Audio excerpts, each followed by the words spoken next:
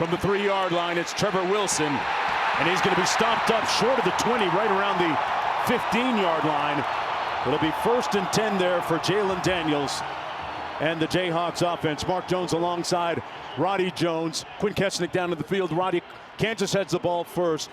Jalen Daniels, one of the most exciting quarterbacks in this conference. He is, and when he's at his best, it looks incredible. He's got incredible athletic ability and a great arm. The thing is, turnovers were a problem with him early in the season. He has rectified that, and that is why this Kansas team feels like they've got a great shot here tonight. Don't be fooled or deceived by their 3-6 record.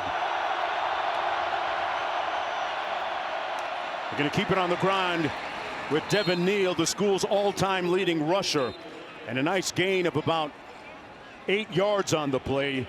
Neal eclipsed the school rushing record a week ago on his first carry against Iowa State. Officials timeout for an injury to an offensive player. Looks like Logan Brown, the starting right tackle, shaken up on that opening play, an 8-yard run by Devin Neal.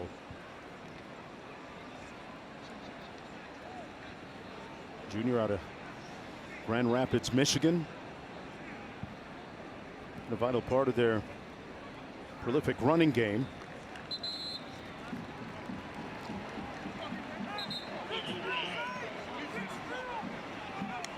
It's good to see him walking off. This is a Kansas team that lost their left tackle, Bryce Cabledew, in last week's game. He was probable to start in this one, did start on that left side, but some injuries on that offensive line, particularly the tackle position, had them a little concerned. Now Cabledew will flip over to right tackle, and Calvin Clements will take that left tackle spot. 2nd and 2 coming up. Devin Neal, a big part of this Kansas program since signing 4 years ago, a native of Lawrence. Lining up in the backfield. They keep it on the ground again. This is going to be Highshaw Jr., and he's going to be stopped up about a yard shy of the first down. His forward progress will give him about a yard gain. Taggart, Tanner making the stop on the play. And a wall. That was a really nice play by the outside linebacker, Isaiah Glasker, who looked like he was too far away to make a play on that, but ends up getting an arm. And Kansas has been one of the best 3rd down teams in the entire country. 4th in the country, converting 51.8% of their 3rd downs. A lot of that is because of that running game and the excellent running back, Devin Neal. Neal, the single back.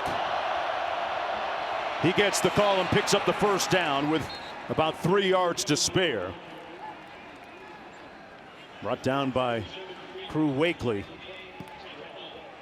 Jalen Daniels coming into the game tonight, completing 56% of his passes, 13 touchdowns versus 9 interceptions. Also a threat to run the football. He is, and of those 9 interceptions, 8 of them came in the first 5 games. And they came in bunches, but he has been much better taking care of the football here lately. A low snap that bounces back to Daniels. Has a man downfield, caught and complete at about the 42-yard line. Quentin Skinner, who had a huge week last week in their upset win against the Cyclones, picks up the first down, a gain of 29. This BYU crowd is a little upset that they didn't get an offensive pass interference, and I think they agree. It's a great job by Jalen Daniels of being able to field this, but watch the push. That is a massive push by Quentin Skinner on Mark Collins. The fans don't like it, and I agree. That should have been a push-off offensive pass interference, but it turns into a big play for Kansas. All that from a low snap. And they are going to blow this play dead. The previous play is under further review. The ruling on the field is a completed catch.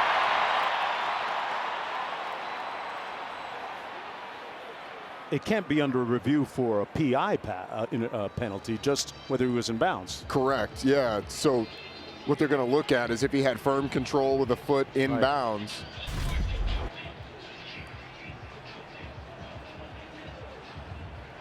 There's 1 foot in, has the ball. All right.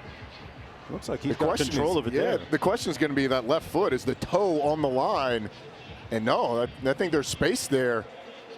It almost appeared as if his right foot had touched the turf behind him as well. I think our officials on the field nailed that one.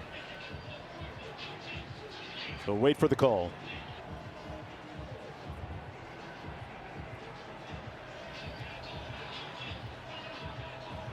Under the lights here at Lavelle Edwards Stadium in Provo, Utah.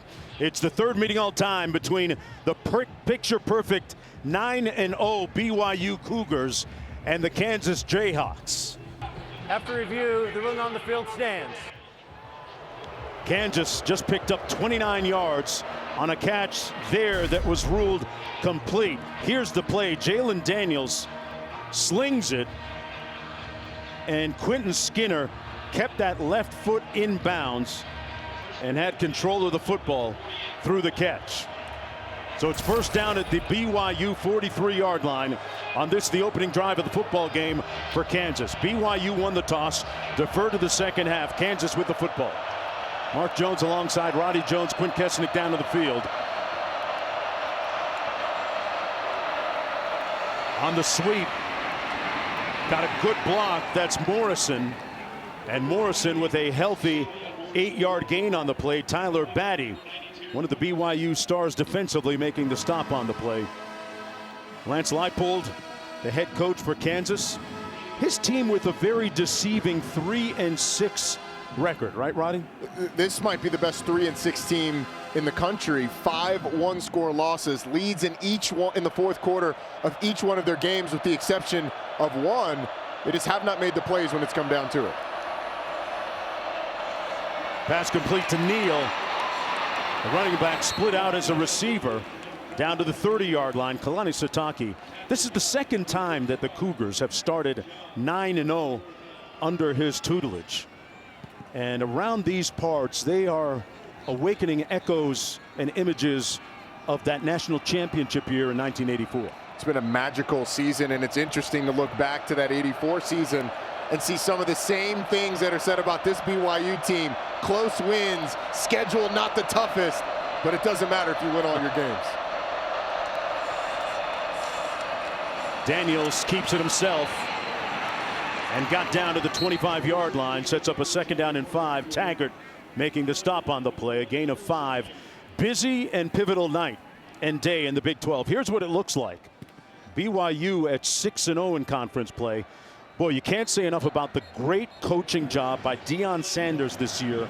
The Buffaloes at 6-1. Arizona State with a win as well. They improved to 5-2. Coach Dillingham also doing an exceptional job on the sidelines. Daniels on the slant, complete. Down to the 15-yard line. That's Lawrence Arnold.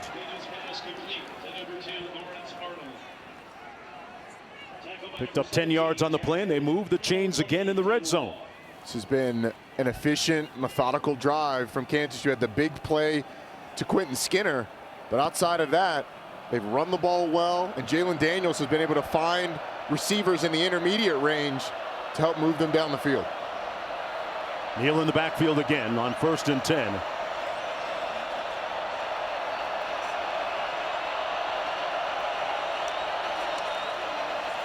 Neal cuts it back, puts his hat down, and earns 2 hard yards at the end of that run to about the 7-yard line. Harrison Taggart again making the stop on the 7-yard gain.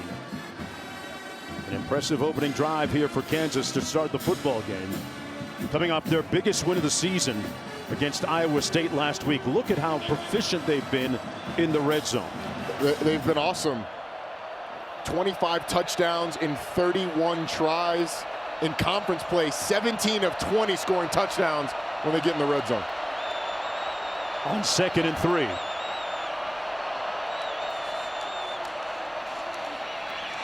Neal again, stays on his feet. Touchdown, Kansas. They run it right between the tackles and play some classic smash ball. The D train arriving on time for the Jayhawks. And they take an early lead. That's his 11th rushing touchdown of the season. the 44th of his illustrious career at Kansas.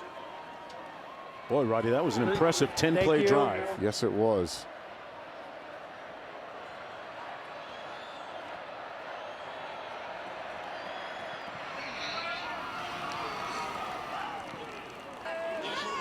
Seven 0 lead for the Jayhawks.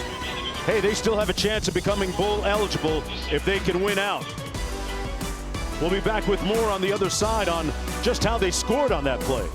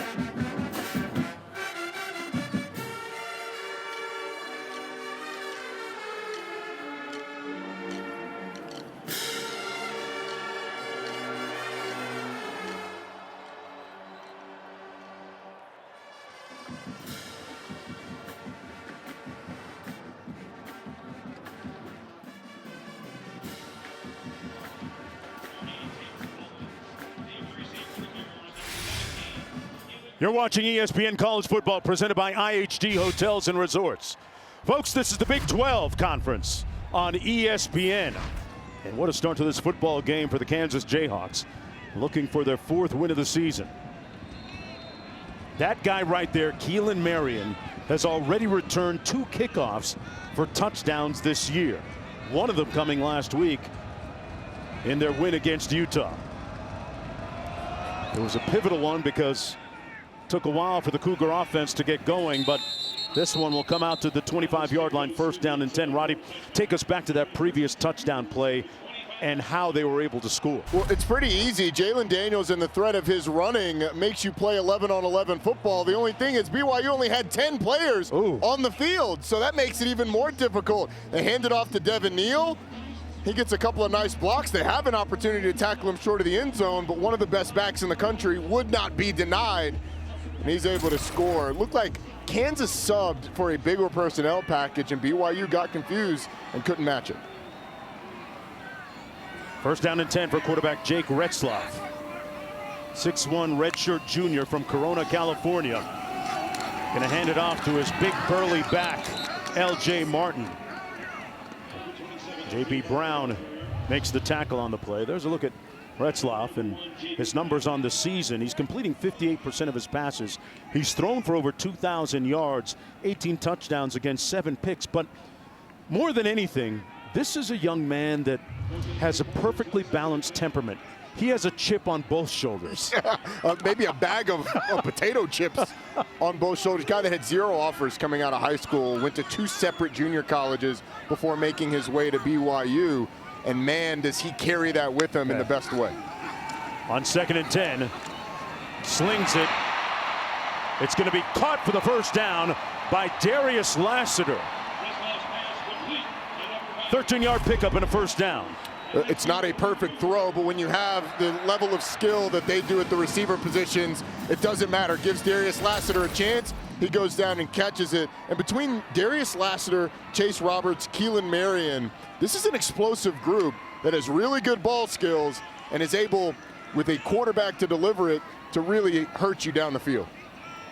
Remember last year in this game, Darius played against his brother, Kwame Lassiter. On the RPO, he's going to be sacked back at the 35-yard line. Good pressure up front by Dean Miller, who was the first one to get there for Kansas. Sets up 2nd down and 13. Miller, an incredibly active player. You're going to see him towards the top. Just works off of a block. That's the right tackle, Caleb Etienne, who is flipped over from his usual left tackle position. This BYU offensive line, Braden Keim is out today. Isaiah Jada has moved to that left tackle spot. Etienne slides to the right where he played a year ago, but gave up a sack. 2nd and 13. Retzlaff into the boundary, pass complete at the 39-yard line to Lassiter again. Stopped by Taylor Davis. A 4-yard pickup sets up a 3rd down. And here's what's at stake for the Cougars today. Trying to remain undefeated and improve to 10-0. The Big 12 title, potentially. The college football playoff, potentially. Remember 1984, this school went undefeated on its way to a national championship. It's a BYU team this year that has struggled mightily on 3rd downs, 123rd in the country, only converting 32%. 3rd down and 9. Retzlaff taking a shot deep. And he threw it the other way, or at least the receiver, Marion, broke the other way, and they'll have to bring on the punt unit. Mello Dotson back there in coverage for Kansas. Mello Dotson and Kobe Bryant, 2 of the better corners in the Big 12 Conference. Those 2 between them have a good number of passes broken up. Dotson has 1 interception on the season, and Bryant has 4. Luke Grimm back for this punt. Sam Vanderhaar standing at his own 25. Nose of the football down, and end of over-end kick. And a fair catch called to the 17-yard line. It'll be 1st and 10 from there after that 44-yard punt. Jalen Daniels at the reins of the offense for the Jayhawks for the 2nd time when we return.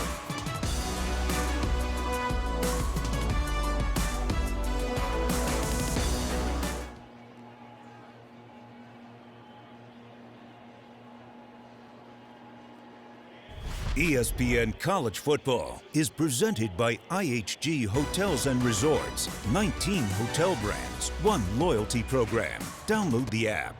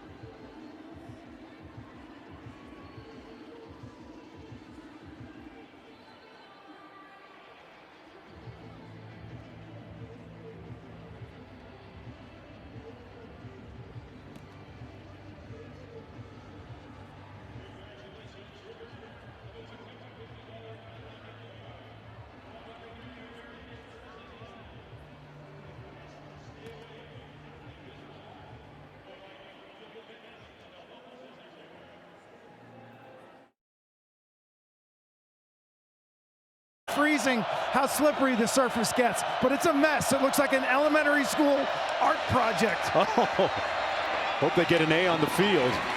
Neal, good receiver out of the backfield across the 20 to the 21-yard line. Brought down by Glasgow. Look at Neal's pants. He's got some of that blue paint on there. That's just what Q was talking about. And his jersey top, too. Well, the blue paint's only in a few areas. One of them's the middle of the field, but he got that from being in the end zone. So he will take all the blue paint that there is. Roll around in that thing a few more times if he wants to.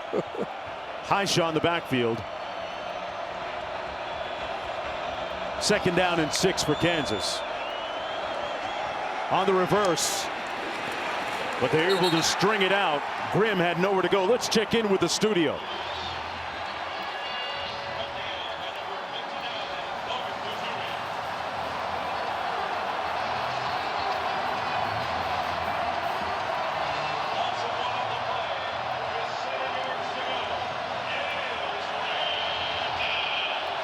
All right, Matt, a loss of 1 on that previous play. 3rd and 7 coming up. These are the situations that BYU has to get off the field. Kansas typically can get in 3rd and shorts, but in a 3rd and long, you have to get off the field. Watch 11, Luke Grimm. That's who he likes to go to. One-on-one down the sidelines, incomplete. Broken up nicely by Bamba. Lawrence Arnold, the intended receiver. There's a look at Maury Bamba. Able to get his hand up, and we have an injured Kansas player down in the field again. For the 2nd time tonight. Official timeout and the injured offensive player. That's Arnold, who the pass was intended for a moment ago. Let's take another look and see if we can figure out what happened.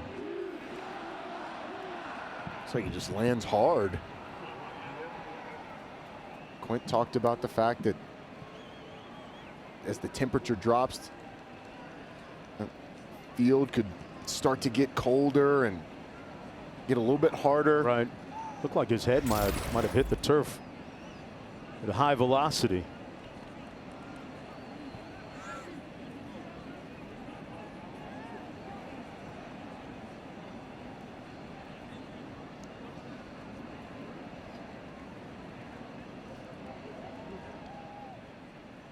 Lawrence Arnold under the season, one of their leading receivers, has over 318 yards on 23 catches and a touchdown. And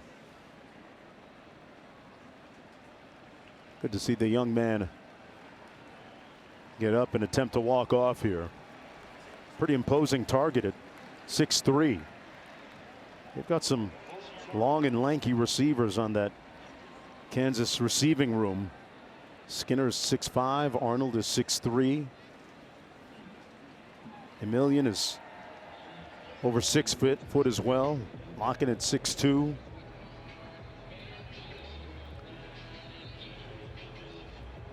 Walking very gingerly. As you mentioned, opposing figures, the 3rd leading receiver this year.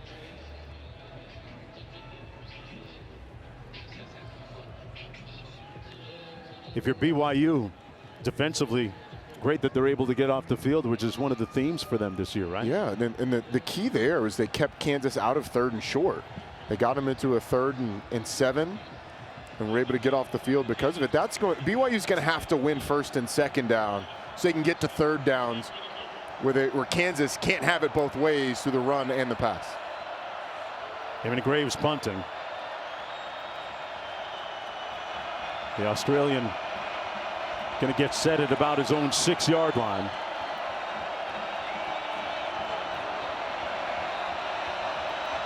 Does every punter come from the Australian Kicking Academy? I'm just curious. Seems like the good ones do. They can boom that thing.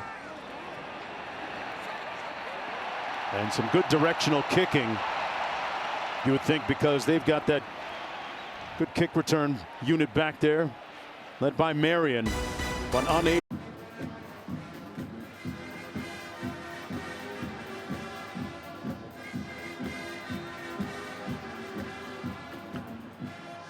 All right, thanks a lot, Matt. Back here, BYU football, 1st and 10 from their own 43-yard line.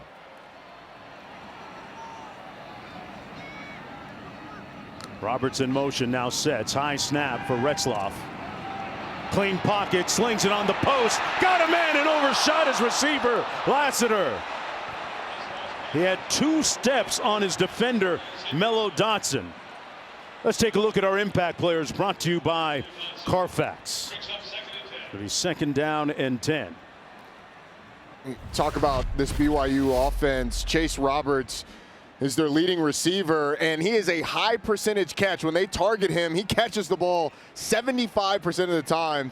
And on the other side, it's going to be Mello Dotson, a guy who was in coverage on that play. These 2 corners are excellent. Mello Dotson on one side, Kobe Bryant on the other. Either one of those guys could have been one of the impact players. Toss into the wide side of the field. Martin picks up the first down. Got a good block, and J.B. Brown pushed him out of bounds for the Jayhawks. L.J. Martin, a very punishing runner, breaks a lot of tackles. 12-yard gain that time. This BYU team is going to want to get the ball on the perimeter in a lot of different ways, but getting L.J. Martin on the perimeter is always a good idea. The little token fake holds the defensive end so that you can pitch it out. He gets a nice block by Tasse out front, the tight end. L.J. Martin has a big pickup. From the 45. Retzloff into the boundary. Pass complete, but nowhere to go. Great tackle by Taylor Davis coming up from his safety spot on Tasse. Otava Tasse made the catch, but nowhere to go. That secondary making a nice play, setting up a 2nd down and 3. Tried for a little tight end slip screen, but the pressure forced it to be a little ahead of schedule, and Taylor Davis was all over it.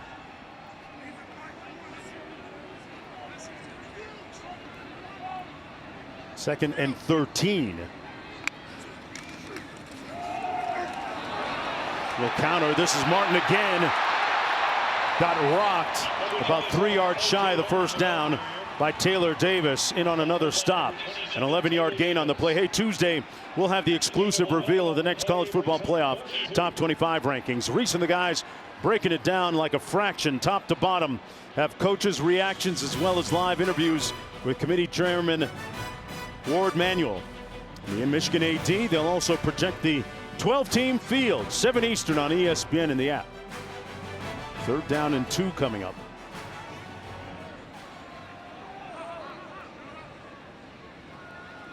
Martin in the backfield, the only back. He'll get the call, picks up the first down. A gaping hole up front. Nice surge by that BYU offensive line. And the ball all the way down to the 30 on the 7-yard pickup. It feels like they caught Kansas in a slant, and you're going to see L.J. Martin just cut right back behind the pursuit of Kansas. It's a nice job by the BYU offensive line washing everything down so the running back has a clear cut to the backside and able to get the first down. Under 2 minutes to go in the opening quarter. Robert split wide to the bottom of your screen.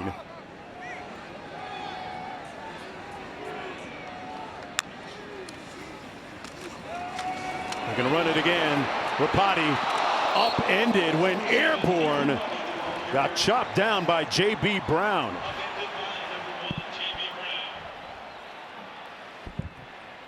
J.B. Brown comes humming in there like a missile, going for the legs. Rapati has to jump over Kobe Bryant, who's avoiding the block of L.J. Martin. He went breakdancing.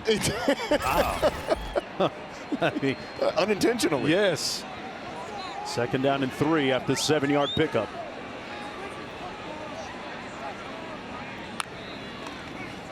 From the 24, they run it into the boundary. Moa still on his feet, picks up the first down at the 12-yard line. So the Cougars, Roddy, rolling up their sleeves and just muscling up front. 30 personnel, 3 backs, and watch the block. You get a block here and then a block there by the 2 running backs. And right behind it goes Moa. But the blocks by Rapati and L.J. Martin were phenomenal, and that type of grittiness, that type of toughness by running backs, you love to see it blocking for another guy in that room. That was one of the lessons that BYU took away from last year's loss in Lawrence against Kansas. Being more physical going into the Big 12. Another physical run by Rapati. Picks up about 4. Caleb Taylor making the stop on the play. A 3-yard gain. And time winding down in the opening 15 minutes here. Under the lights at Lavelle Edwards Stadium. BYU trying to remain undefeated at 9-0. The first quarter's in the books. And right now, Jake Retzloff in the shadows of the goalposts of the opponent, looking to punch it in when we come back on the other side of this break.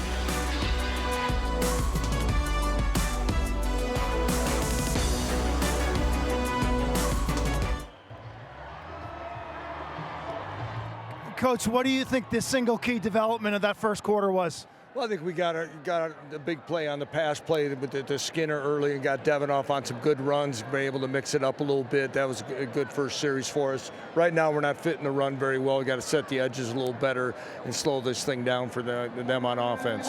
Thank you, Coach.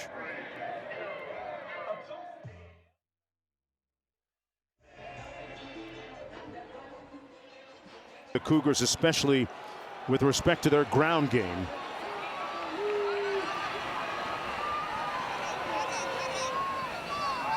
L.J. Martin beside quarterback Jake Retzloff. Retzloff keeps it himself, and he cannot outrun the defender on that play. Forced him out of bounds. It was O.J. Burrows. I think Jake Retzloff, if that was a true read, which it looked like it was, I think he kind of missed the read. You had the defensive end playing in between and sort of took a step in, but I don't think he could have gotten to L.J. Martin. And if he hands the ball up, they might score, but it sets up now a 3rd and 8. 10th play of the drive coming up.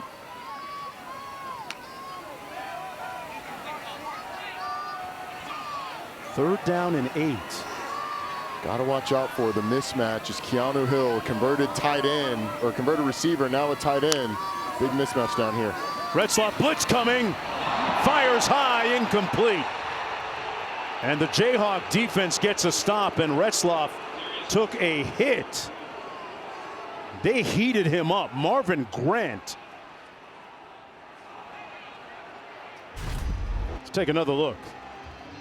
He sure did. Free runner from the outside. Kind of gets hit in the chest from the front, gets hit on the back as well.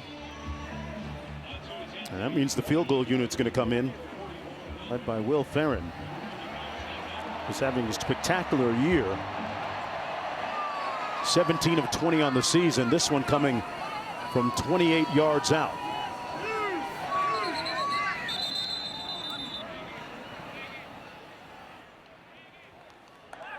Delay game. Offense, 5-yard penalty. Still 4th down. So they'll move it back 5 yards. It'll be a 33-yard field goal attempt.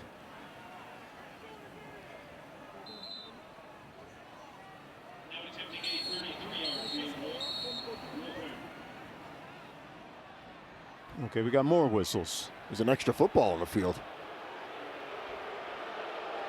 Not sure how that got there. Hey, beats throwing tortillas on the field, right? A little bit tougher to. With all due respect to a little tougher to stick a football down your pants like Travis Hunter did with the tortilla. Oh, there's a punchline there. 33-yard field goal is good. And the Cougars are on the board with 14-11 to go. Just getting underway here in the second quarter. A moment ago, Q caught up with Coach Leipold. Coach, what do you think the single key development of that first quarter was? Well, I think we got a big play on the pass play with the Skinner early and got Devin off on some good runs, been able to mix it up a little bit. That was a good first series for us. Right now we're not fitting the run very well. We got to set the edges a little better and slow this thing down for them on offense. Thank you, Coach. Well, they're going to have the ball in a moment. And when you talk about the job that he has done at Kansas, boy, what a turnaround over the last several years. Looking to go to their 4th consecutive bowl game if they become bowl eligible. They've got a little bit of an uphill climb. They need to win out to get those 6 wins to qualify. But you think about him on the sidelines and Neal in the backfield. You know, Neal committed to the old regime led by Les Miles. When they were dismissed, Neal said, you know what, I'm a hometown guy. I feel like I can have a great impact on turning the program around. And boy, have they ever. 9 wins a season ago. And Neal at the time had not seen a lot of winning from Kansas. Oh, that's a leap of faith. Part of the reason this season's been so disappointing for Kansas is that there were expectations, something that there weren't really much of prior to Lance Leipold. Remember a year ago, Kansas came out and right from the opening kick were much more physical, and well, they chose violence. Second play of the game, Kobe Bryant knocked some teeth and fillings loose and scooped and scored it. Martin came back with a touchdown for the Cougars, but boy, Daniels was on his game and on their way to a 38-27 win. And it's something that the Cougars as a team en masse have talked about, getting a little bit of redemption here tonight. Nice cut inside by Neal. Picks up about 5. Let's go to Q for more. That was an inauspicious debut for BYU in the Big 12 last September, their first league game on the year. They ended up losing their last 5 games and finishing 2-7 in conference. Flipped the switch forward to this season, 2024. A remarkable turnaround, 6-0 in conference. And much more physical, as you pointed out. 2nd and 5. 3 receivers out to the top of the screen. They come into the boundary. Pass incomplete at the 37-yard line for Jarrett Casey. Broken up and covered well by Jack Kelly, so it sets up a 3rd down and 5. Roddy, what do you think here in terms of a play call if you're Kansas? I think you're going to try and get Jalen Daniels in a situation where BYU brings pressure. He's got an escape route, so possibly a rollout. But Luke Grimm is the go-to guy. 70 targets on the season, 40 receptions, almost 20 more than the next closest. I'd expect him to be looking towards number 11. Daniels, ball was tipped at the line of scrimmage, incomplete. Cougar's got a hand up, and that's the 2nd consecutive 3 and out for Kansas. This is a really tall BYU defensive line. John Nelson gets his hand up at 6'4". Jalen Daniels is listed at 6 foot. Probably a little bit shorter than that, but the 6'4" Nelson gets that big paw up in the air and bats it down. But across the front, they go 6'4" with Nelson, 6'5" with Mangelson, 6'5" with Tyler Batty. Sounds like a good front court for a hoop team. Fair catch called at the 32-yard line by Parker Kingston. 38-yard punt, nothing on the return. Cougars with the football when we come back.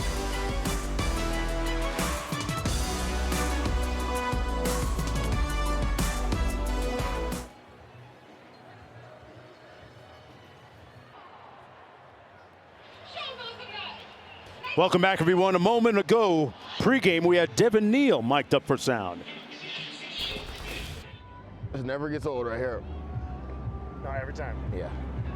What are you going to do without me next year? I don't know. Maybe perish. How you doing, man? I'm good, man. I'm feeling good. I'm feeling lean as hell. I'm at like 12% body fat. Like, I love that.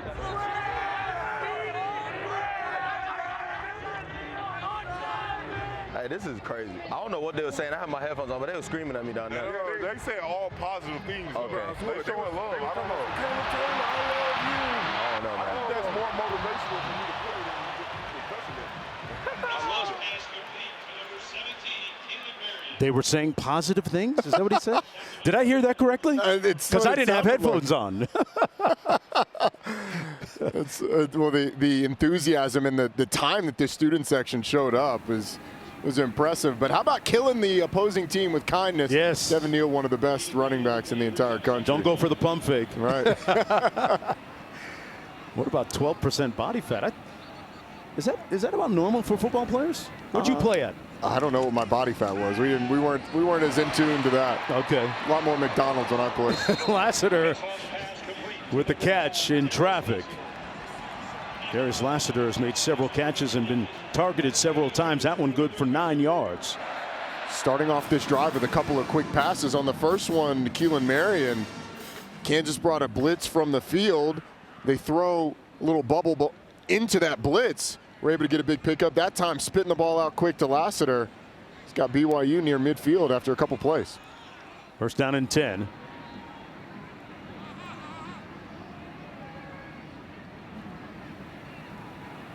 Lassiter in motion, then sets. Retzloff got rid of it quickly, incomplete. You know, with those corners, Kobe Bryant and Mello Dotson, what impact does it have, Roddy, in terms of what area of the field that BYU works? Well, BYU told us, their offensive coordinator Aaron Roderick said that they were going to try and work a lot of the middle of the field. Some of that because of those corners, and some of it because that's how their offense operates best. But you have to be cognizant when you're taking your shots down the field of exactly where those corners are, because both of them have tremendous ball skills. Retzloff going to keep it on the ground. L.J. Martin, man, he put a defender on his back. It was Kobe Bryant. I don't know if Kobe Bryant paid the fare, but he went for a free ride. Well, one of the most impressive things is the way that these receivers block. You get Darius Lassiter on a little counter action, coming around, throwing a block on the perimeter, getting up the field. And then L.J. Martin, as you said, punishing defenders down the field. Come on, big fella, I'll take you. Kobe Bryant, as you said, you know, might get caught for not paying the bus fare. Right. First down and 10. 11-yard pickup. And keep it on the ground again between the tackles. Martin picked up about 3 on the play. Two stalwarts defensively for Kansas, Dotson and Kobe Bryant, a couple of 4-year starters, a rarity in college football these days, Roddy. You know, typically, especially if you're not at a, quote, blue blood football program, to have guys that start 4 years is tough. Right. Because other teams start to look at your 2 excellent corners and think, hey, if we can get those guys a little bit more in NIL money, maybe we can pick them off. Or they decide to go pro early. These 2 guys have played a lot of football for the Kansas Jayhawks. On 2nd and 7, play action, Retzloff. Complete into the boundary. That's going to be a catch and run by Rapati, his back. Pushed out of bounds by Berryhill Jr. Pick up a 4 on the play. Setting up a 3rd down coming up and about 3 to go. This is an area of the field where BYU, probably in 4-down territory, on a night like this, slightly above freezing. I wonder how far they would test the leg of Will Farron. But on a 3rd and short, would not be surprised they kept it on the ground. And if they don't get it, potentially go for it on 4th down. Kingston in motion on the sweep. Couldn't turn it up in time and then finally tried. Let's see where they spot it. Wow, they're going to give him a favorable spot for the 1st down. Gain of 3. Boy, Kingston really had the turbo kick in there. Just barely got past Mello Dotson, who tried to go inside the block, almost got there, and then, I don't know. He got a favorable spot. Yeah, it's a very like favorable I said, spot. It's where the ball, wow. The ball crosses the sideline. And they're not going to stop play to review that one. I would imagine they. Or are they? I was going to say. Yeah. Previous play is under further review. The one on the field is at the line the gain was made. They're going to take a look. And we're going to come back with our rules analyst, Matt Austin, on the other side of this break.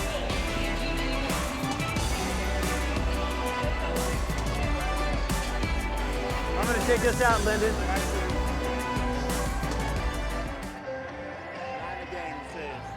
Hey, Jerry. So we had a rule on the. Yeah. Okay. I don't have anything up here yet, so okay.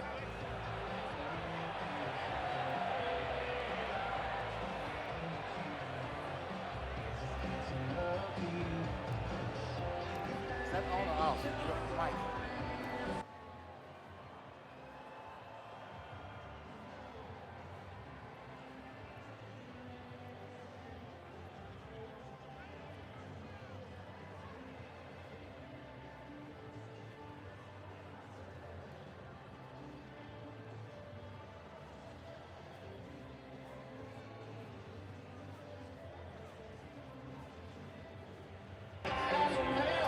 After further review, the ruling on the field stands.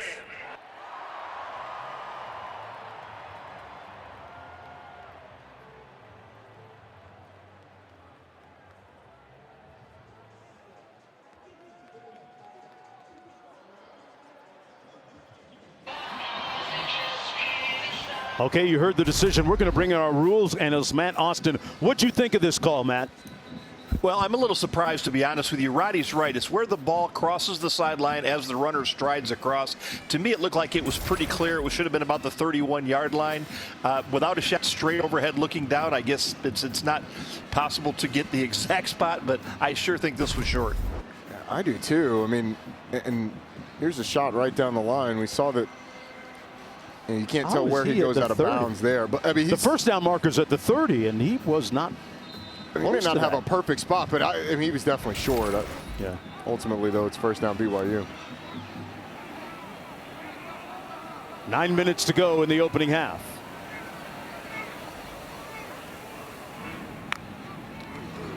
Roberts on the play fake. Downfield, wide open. Caught. Touchdown, Cougars. Rapati.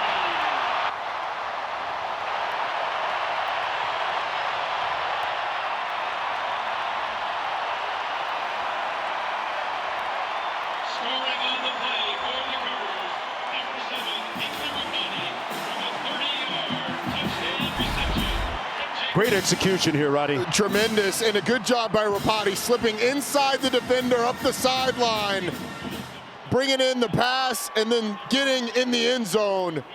Taiwan Berryhill was on the coverage, the linebacker. Rapati slips inside. Berryhill looking in the backfield because of that fake to Chase Roberts. Touchdown BYU. And they go up by a field goal. Rapati with his second career touchdown. And BYU leads it 10-3. Retzloff with his 19th touchdown.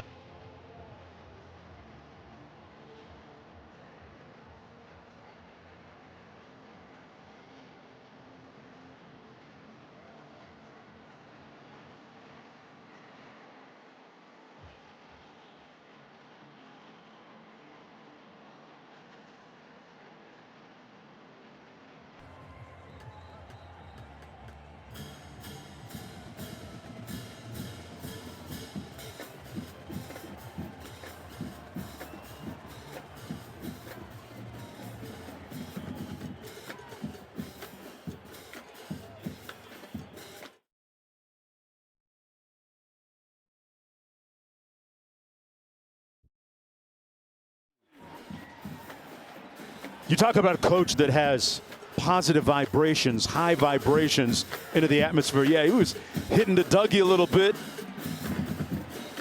Thought I saw him do a little sea walk before that too, but Coach Kalani Sitake is a guy that really sets the tenor for this program, and he likes to say that we're a program based on faith and family and love, and it really emanates from him when you get a chance to sit down with him. And this, of course, a faith-based institution, BYU, and boy, they've got a wonderful head coach.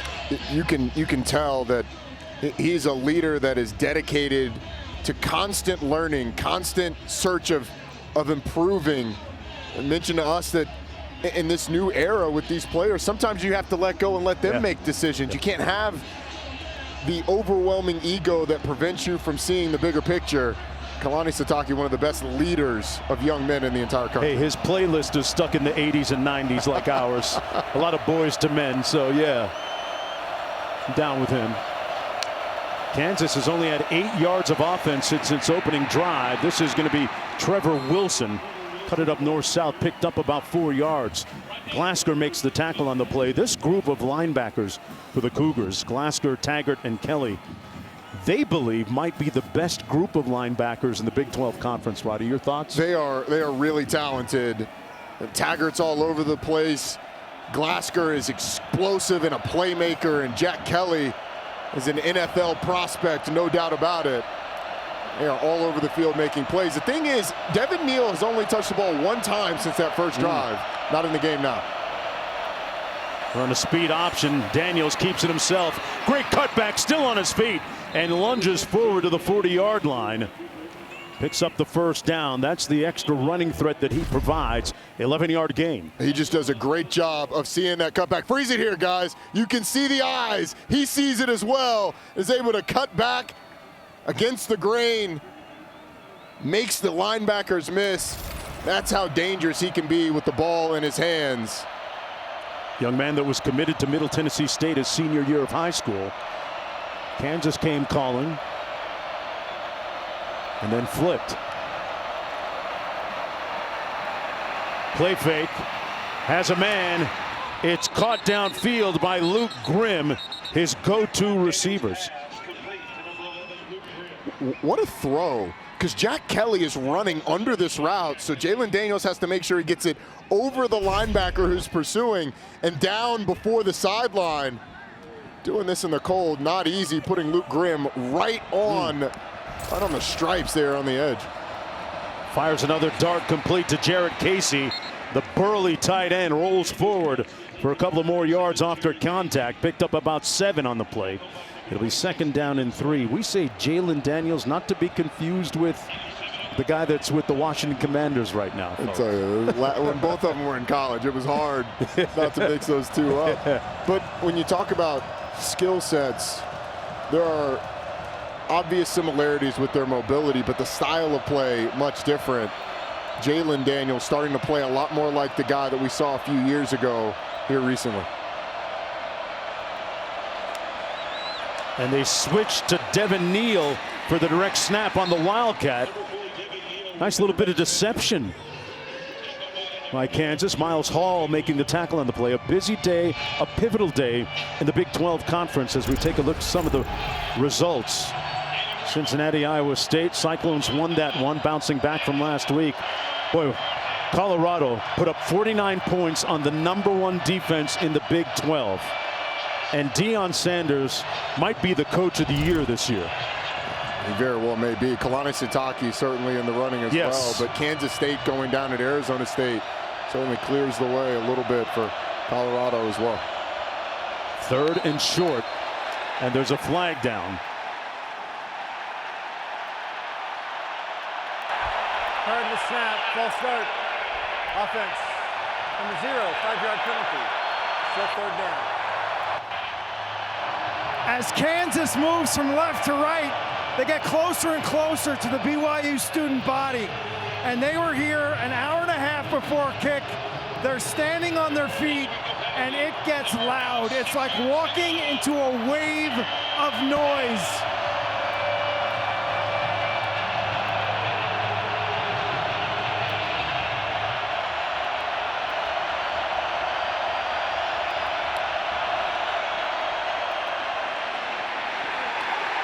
Nowhere to go. Neal had nowhere to go. Batty and Glasgow there to greet him. We were just talking about the fact that Neal hadn't touched the football in a while, Roddy, and they were waiting on him that time. Batty, the leader of that defensive front. 4th down coming up. I mean, think of how big that false start penalty caused by that BYU student section was. Kansas was in a 3rd and short. They got bumped back to a 3rd and 6. They're going to go for it here. And they're leaving the offense on the field. They're 7 of 11 on the season on 4th downs.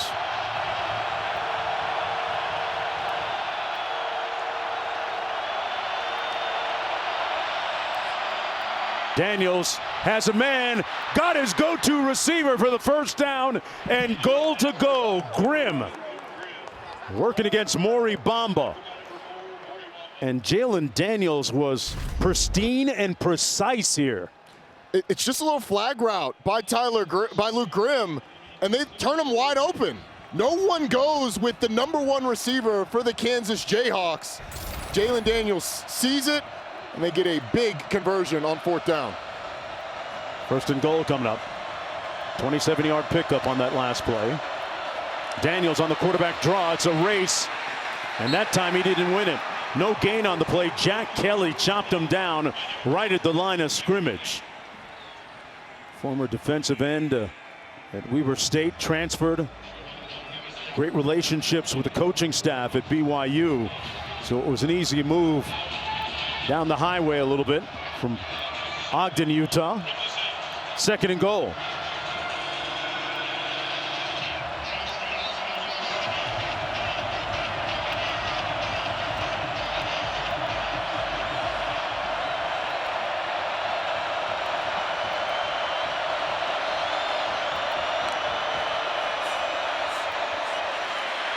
Daniels stopped short at about the 2-yard line. Let's see where they mark it. Looked like he was laying on top of a bunch of bodies. Chargers was stopped short of the goal line. They're going to spot it at the 2, setting up 3rd and goal, a 4-yard pickup. Interesting formation. They split Devin Neal all the way out as a receiver. Yeah, they did. Had another back in the backfield, and then Jalen Daniels ends up scrambling. I would imagine this is Devin Neal territory. Yeah. One of the best backs in the country. You've got 2 downs to get the next 3 yards. 10th play of the drive coming up.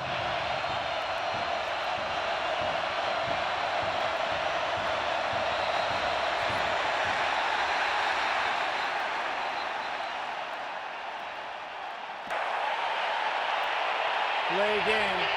Offense, 5-yard penalty. Split 3rd down. Quint never lied. No, it's noisy down there. Well, Lance Leipold was down on about the 5-yard line trying to get a timeout. I would imagine that the officials were having a tough time hearing him yell that he wanted that timeout. It was not granted, and now Kansas backed up. Quint's right next to Coach Leipold. Yeah, he was not clocking 20 miles an hour on the GPS, and he needed to, because you can't hear yourself think down here. I know that slow motion cue that we're looking at right now, but yeah, that's definitely not 20 miles per hour. Here we go. 3rd and goal.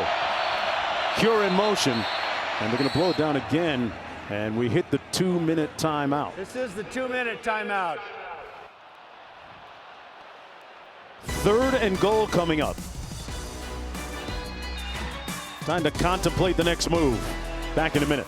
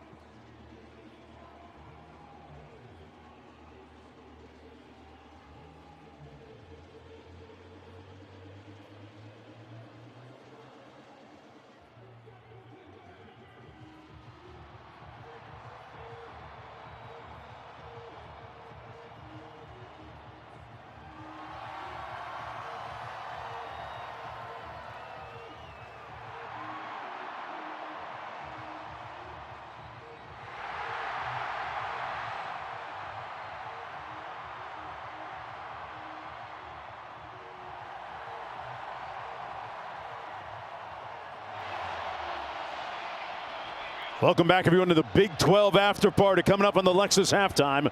Georgia taking down the Vols. Boy, Travis Hunter shines for the Buffaloes in their win today, and Oregon holds off Wisconsin. Hunter with a touchdown and a pick, and brilliant play once again.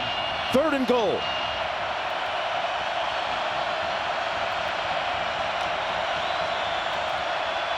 Daniels with a clean pocket. Now flushed.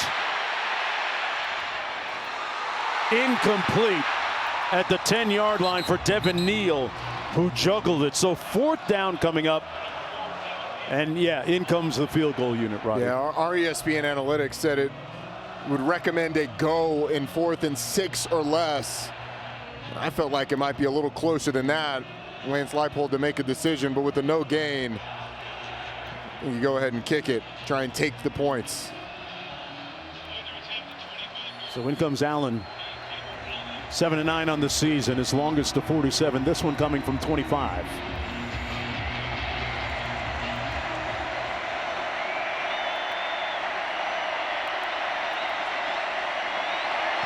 Snap got down good, and we're tied at 10 apiece, folks. Kansas looking for its 4th win of the season. Hey, kickoff week 11, NFL Sunday with the Countdown crew. Sunday NFL Countdown, 10 a.m. Eastern on ESPN and the app. Our week 11 Monday night football game will be in Dallas, the Lone Star State game between the Texans and the Cowboys, 8 Eastern on ABC, ESPN, and ESPN Deportes, with Peyton and Eli once again on ESPN2. Texans and Cowboys. There was a little bit of a fight last night at Jerry World, right? There was. I didn't watch it. It's a little spectacle at AT&T Stadium. Let's just say the final fight was not the best fight of the night. Yeah. I'm a huge Mike Tyson fan still. The 25-year-old Mike. The old Mike.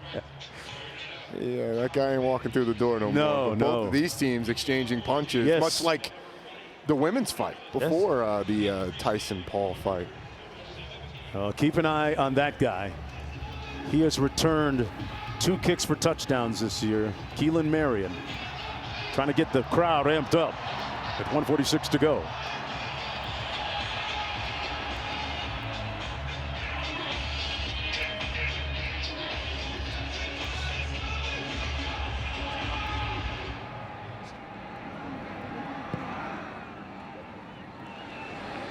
And this will come out 1st and 10. You know, we talked about the great coaches around the Big 12 Conference, a couple on the sidelines here. Here's the way the Big 12 media predicted the top coaches. But look at number 15. They had Coach Prime at 15, Kenny Dillingham at 16. Those 2 guys have their teams in the thick of it right now. And they had Kalani Sitake at 11. Hey, they can get a do-over somewhere in the next year, maybe, because they missed on that one. I'm not sure why you do that to yourself and rank coaches. You're one good season away from looking like you don't know what you're talking about. Deion Sanders at 15, really?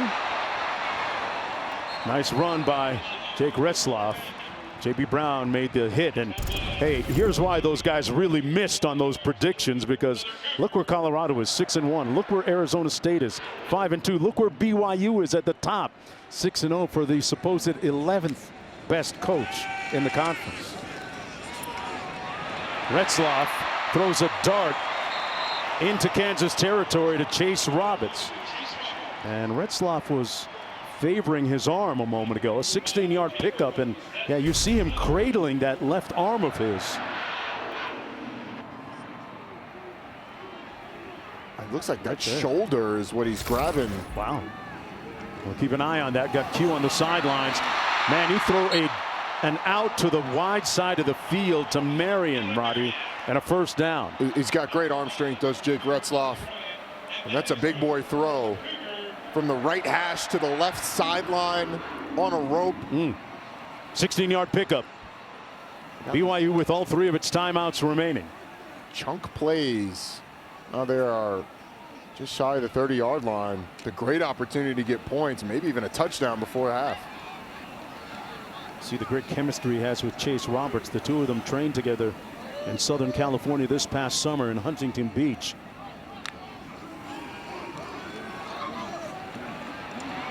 Retzloff got rid of it just in time. Came underneath that time to L.J. Martin. A 1-yard gain on the play. Let's take a look at how he was shaken up. At the end of this run, look how he lands. Yeah, awkwardly. That elbow going down, the pressure. Timeout. Elbow and BYU, shoulder. their first of the half. 30. It was great speaking with him yesterday at the football offices when we asked him about the unique nature of the team. He said, Mark, we just have a special chemistry about us this year. And, you know, other players that we had a chance to meet with talked about how, like Coach Sataki says, like trying to describe the taste of salt to people. How do you describe it to them if they don't taste it themselves? You have to pretty much taste it for yourself and be there. This is a team that feels so well connected, and a lot of it has to do with what they went through together last year, and then the attitude that Jake Retzloff has brought to that quarterback position. I mean, this is a team that is very well aware of where they were picked in the Big 12 media, where they were picked to finish. Very well aware of what the odds makers think of their odds the rest of the way, and they play like it. It's a unique team in so many ways. Retzloff, the first Jewish quarterback at BYU, and he takes off on the run to pick up the first down. A nice sprint by Retzloff to move the chains with a minute to go in the half. And he's going to spike it to stop the clock. The 2 timeouts remaining.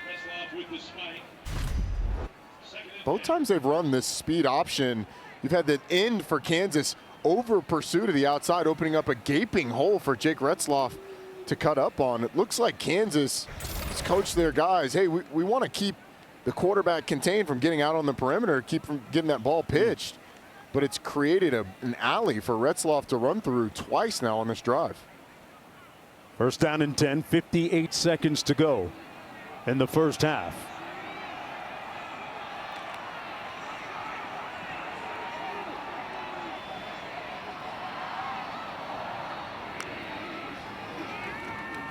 Retzloff comes underneath with it to his tight end.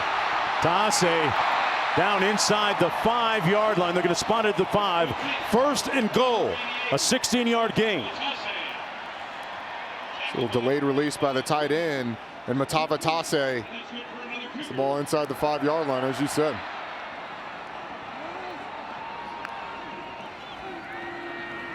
Retzloff into the end zone, picked off. He went at the wrong guy. The mellow fellow Dotson. Mellow Dotson snuffs the drive with a big pick in the end zone. That's his 5th one of the season, and that's why he's all Big 12 conference.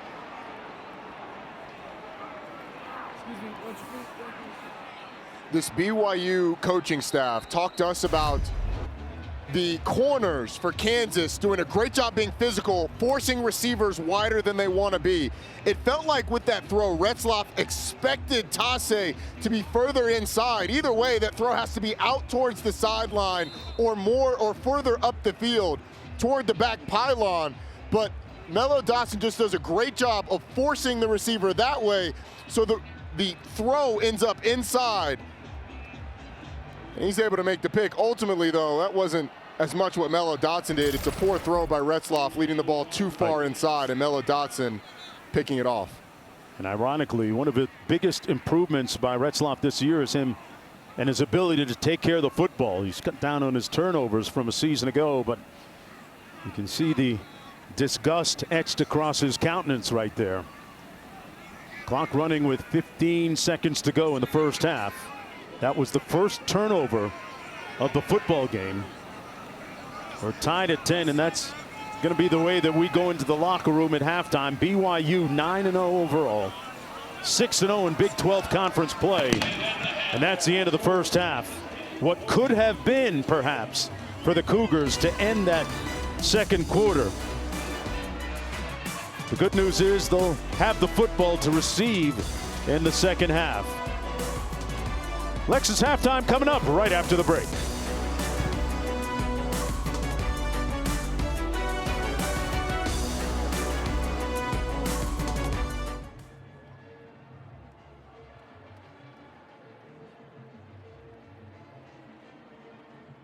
But the Cougars' first time since that '84 intersection. Let's run it back. In 24, you get it? I'll be back is the refrain that will fit it.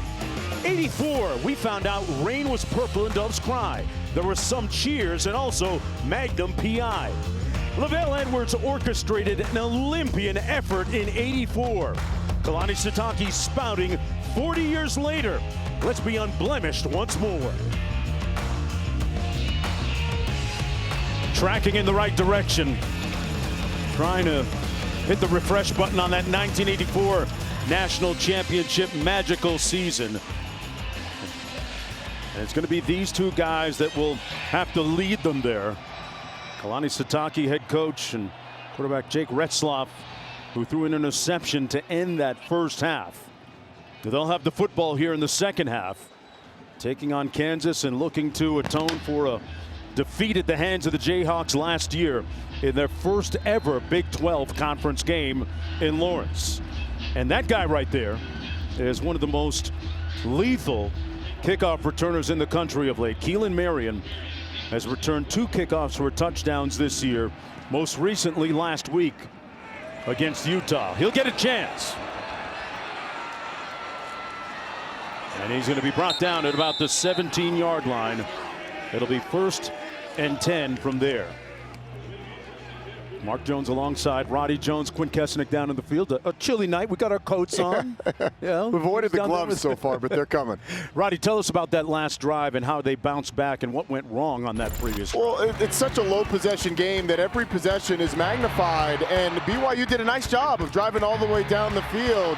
Jake Retzloff was doing it with his legs and with his arm. Then on the last drive, just a bad throw. Leaves a fade ball inside, can't do that. Mello Dotson has an easy pick.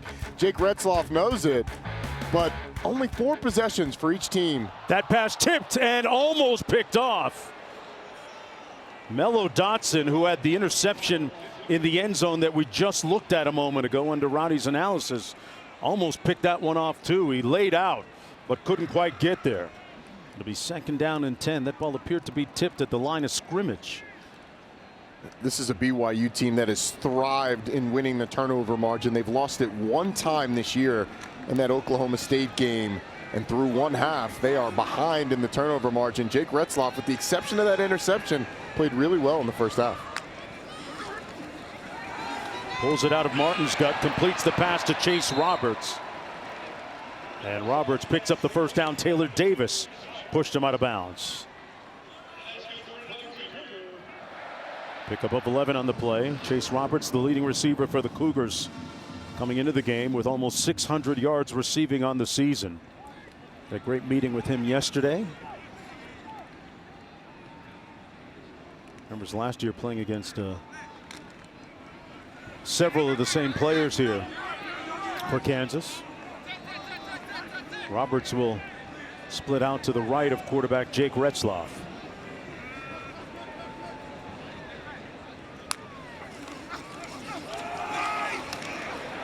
After all that window dressing and movement, Roddy, L.J. Martin picks up 7 yards. Let's go down to Q. And what did Coach Sitake have to say?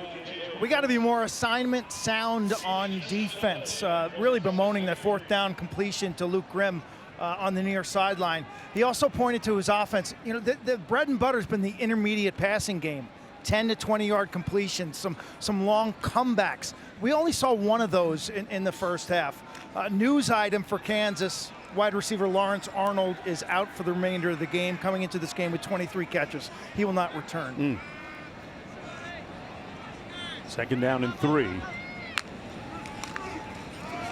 Keep it on the ground. This is going to be Rapati. Rapati is going to pick up the first down, or at least be very close to it. Gain of 3 on the play. Marvin Grant made the tackle. It's going to be a first down for BYU. We talked about the confidence of Jake Retzloff. He remembers earlier this season going down to Central Florida and how they were underdogs in that game. And a lot of the people that picked some of the predictions and finishes, didn't think that BYU would be where they are right now. He said, guys, they think I'm the worst quarterback in the Big 12. Using that as motivation, hands it off to Rapati. Couldn't square those shoulders. Picks up about 2 on the play. It'll be 2nd down and 8. Jerome Dream Robinson making the tackle. Jake Retzloff is a guy who has a chip on his shoulder the size of the mountains off in the distance. Yes. And he's obviously aware of all the talk around this BYU program and what people thought coming in of him and of this program. So, and based on his story, 0 offers coming out of high school, JUCO player at 2 different JUCOs, that interception in the first half, certainly not going to faze him. On 2nd and 8, looking to pass. Completes it down to the 44-yard line. It is tight end. Swanson makes the catch. It sets up a 3rd down. BYU only had 4 third downs in the first half. Converted on 2 of those. And Jake Retzloff's ability to buy time and then scramble are huge here. But BYU will also throw a little option if you give him the right look on these 3rd downs as well. Rapati in the backfield. He gets the call between the tackles. Picked up enough for the 1st down. A 5-yard gain. We talked about Retzloff being the first Jewish quarterback ever to play at this school. Here's what he had to say about his rather unique nickname. Together in any way whatsoever, but it is because of football and because of me and where I'm at. So I just want to employ everybody to say it. Say it all you want.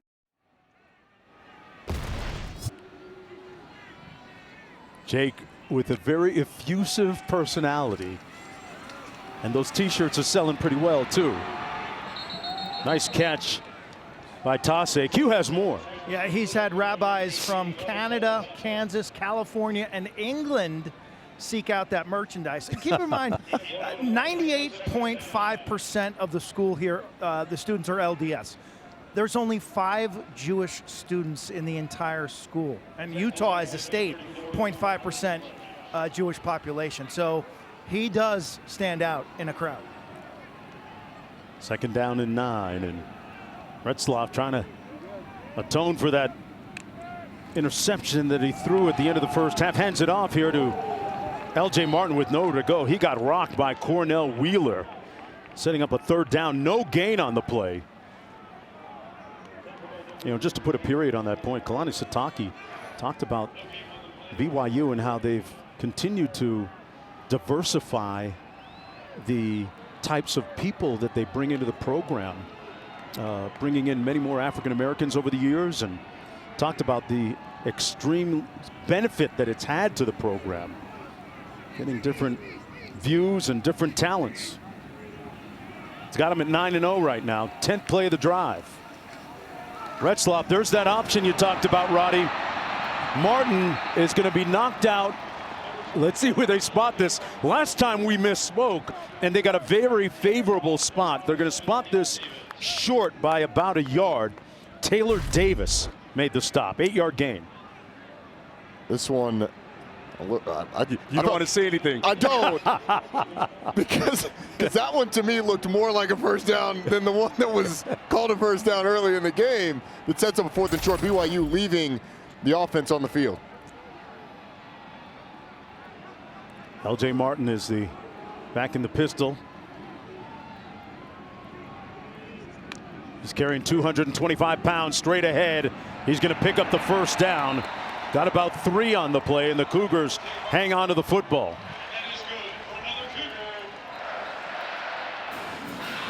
It's a really good run by LJ Martin. Physical, they get him going downhill. Alex Reich had an opportunity at him in the backfield, but the 6'2", 225-pound back is able to get the 1st down. 10 rushes for a total of 61 yards. And they're devouring a lot of clock here on this opening drive of the 3rd quarter. Rapati back in the backfield for LJ Martin. Retzloff pulls it out. And he's going to be brought down at about the 41-yard line. Robinson there along with Woodkey and Petrus. 2-yard loss on the play. This is your pass midfield. You get the first down, and it's shot territory. BYU tries to take one. Good coverage down the field allows the pressure to eventually get to Jake Retzloff as he climbs the pocket. They spot the ball at the 41. 2nd down and 12.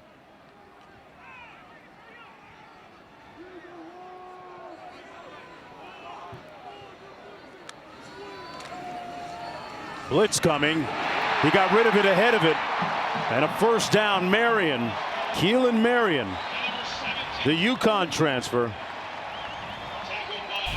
Picked up 17. It's a really nice RPO. You see the safety sprinting towards the middle of the field, which lets you know, here's the safety up here.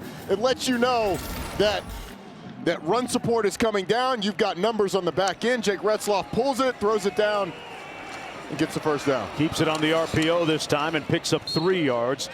Marvin Grant made the tackle on the play.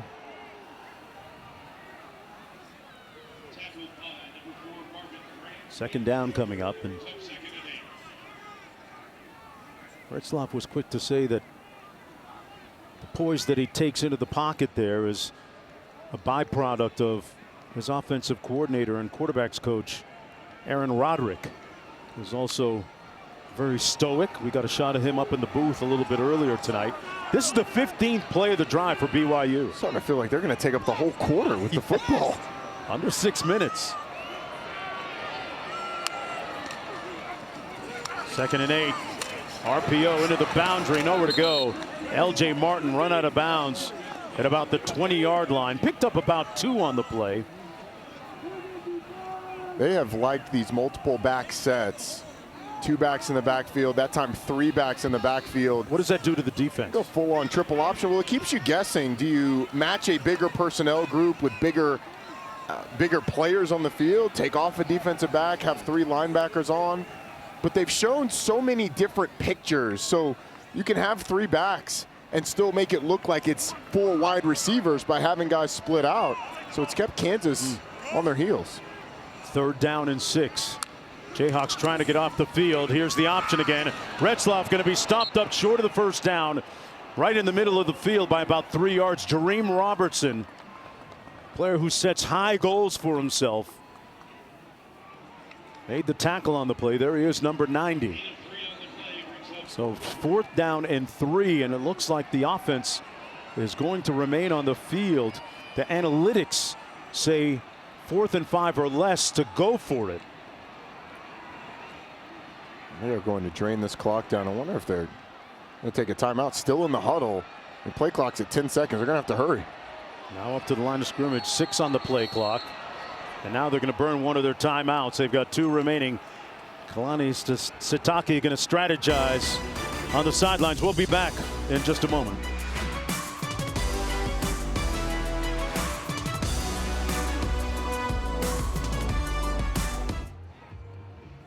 Consuming opening drive to start the 3rd quarter by the Cougars, which resulted in a field goal.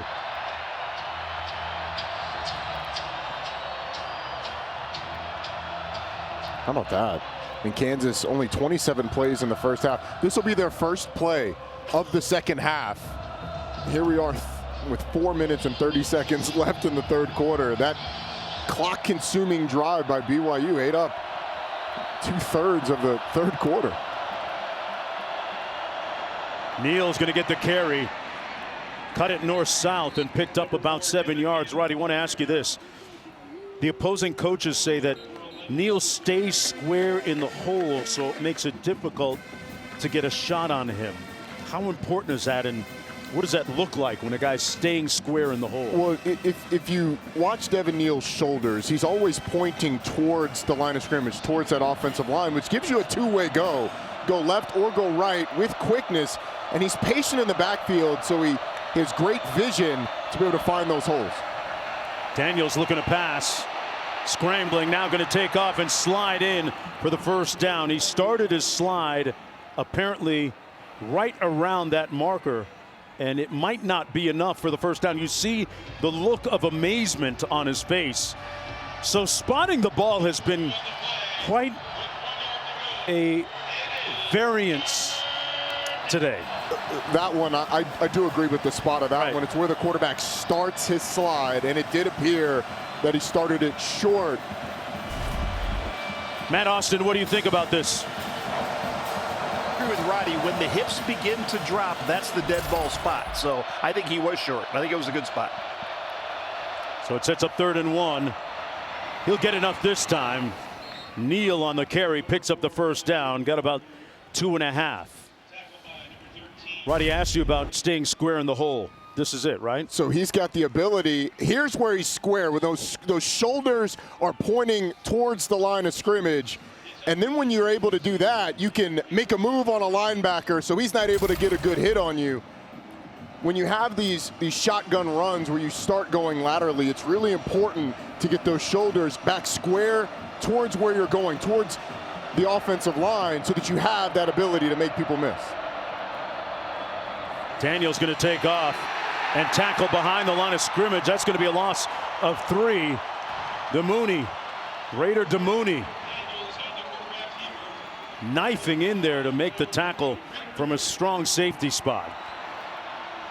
Approaching 2 minutes to go now in this 3rd quarter. We mentioned this a second ago, but Kansas was 1 for 5 on 3rd down in the first half. Only one of those was less than 5 yards. This is a really important play for BYU defensively. Kansas so good at converting 3rd and shorts, but if you get them past that, not nearly as successful.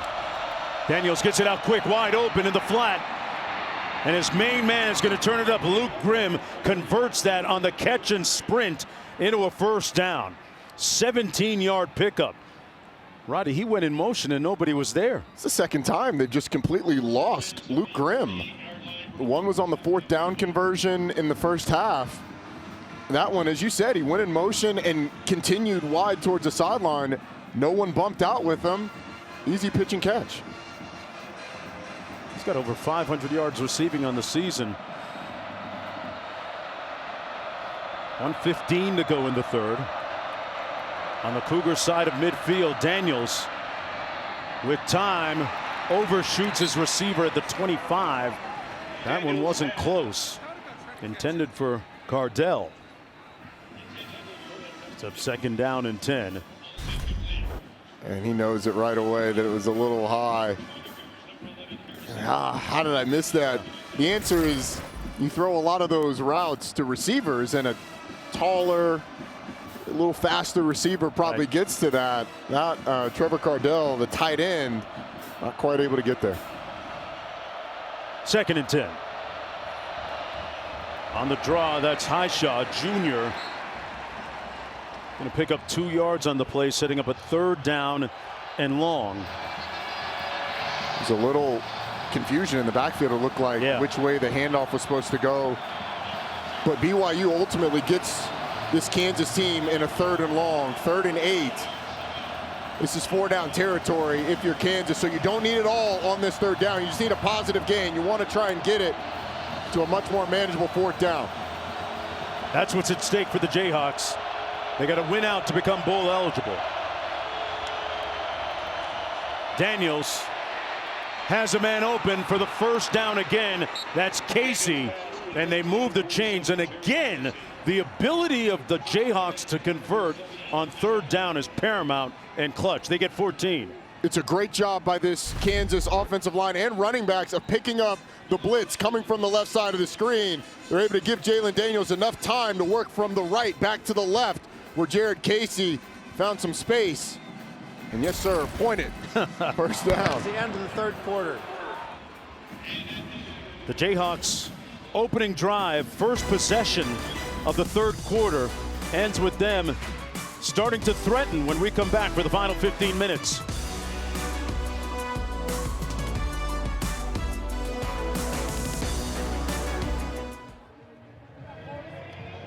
College football, he got clipped. My man got clipped. He didn't. They got to practice those stunts a little more, Cosmo. Daniels, Neal with the catch Going to be dragged down for a gain of 1 by Glasgow. Yeah, I'm glad Cosmo didn't have to, go to urgent care or anything. Well, like that. Cosmo cleared the protocol. If you get up there for the fourth quarter celebration, that's how it goes. So sometimes you win, sometimes you get knocked on the head a little bit. Man, it's been an unblemished season at 9-0 for BYU. Trying to keep it that way. They went right down to the wire last Saturday against their crosstown rival Utah. Daniels over the middle, and it's almost picked off. Glasgow had his hands on it momentarily. 3rd down and 9. And Jalen Daniels missed a wide open receiver. He had Jared Casey wide open to the field had he decided to go that way. Goes to the boundary, incomplete pass, and now a big 3rd and 9. In such a low possession game, these types of downs are magnified. Roddy, this is the 11th play of the drive for the Jayhawks. Devin Neal in the backfield. Pocket brought down to the 37. Tyler Batty and Isaiah Glasgow there to make the tackle. And that takes them out of the fringes, it looks like, of field goal range. It would be a daunting field goal. You get a blitz right up the middle, and the coverage down the field is really what gets Jalen Daniels to pull his eyes down, as well as the pressure. And Isaiah Glasgow has had a really nice game. Hasn't had to play a lot of plays. Yeah. Now 4th down attempt for Kansas. Keeping the offense on the field after that loss of 5, and now a timeout called by the Jayhawks. Timeout, Kansas. One of a select few in the country. 4th down and 14 for Kansas. And a quick punt by Jalen Daniels. They're going to try and pin. Oh, it's loose! It's scooped up by Kansas! A cataclysmic error, or is it? Did it hit the Cougar player first? It may have, which means it's a live ball. The officials will confer here.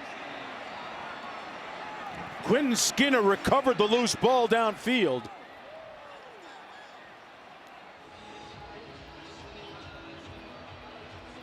It may have hit a BYU player.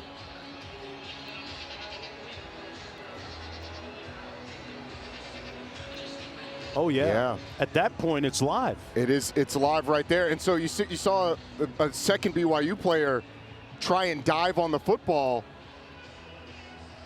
Yeah, it hits number 21, Evan Johnson, first. If it hit, and let's bring in Matt Austin, our rules expert. If it had hit Quentin Skinner, the Kansas player first, Matt, what would the decision be? What are they talking about here?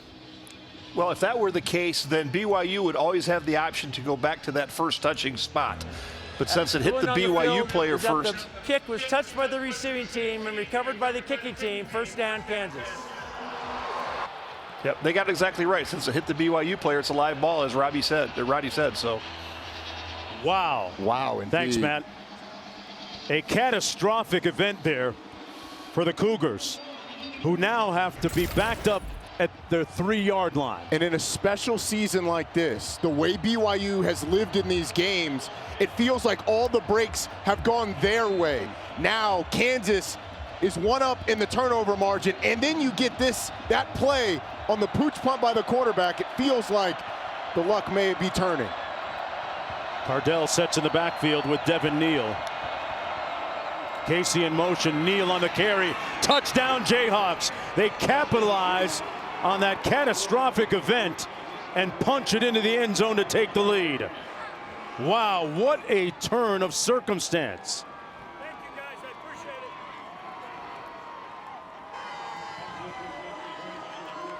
it. And deafening silence cascading from the stands here at Lavelle Edwards Stadium.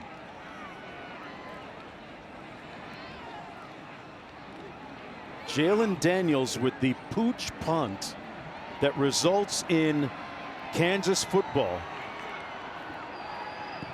And they lead it by 4. just the way Coach Leipold drew it up, right, Roddy? We were talking about the fact that he burned a timeout before that 4th down play. Yes. And if they had punted, why would you burn the timeout? Well, it ends up working.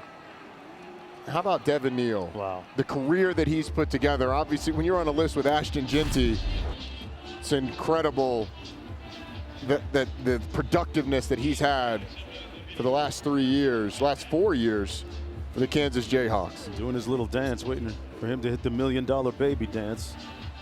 That's his 4th 2-touchdown rushing game this season.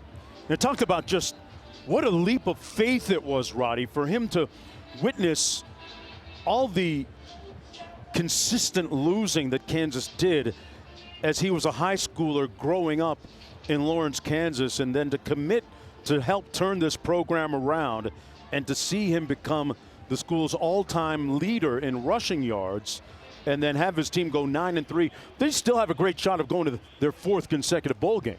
They certainly do. I think it's a player believing in the vision of a coach, a player who just puts his head down and does the work. He's a great example, and Lance Leipold and this staff told us he's one of the best dudes on this team, one of the hardest workers on this team as well, and that makes it easy to coach. From the goal line, Marion going to give it a shot. He's got 2 kickoff returns for touchdowns this year, but not this time. Brought down at about the 33-yard line. This has been a season of, well, auspicious breaks and circumstances for BYU. So many last-second comebacks and late-game rallies, Roddy.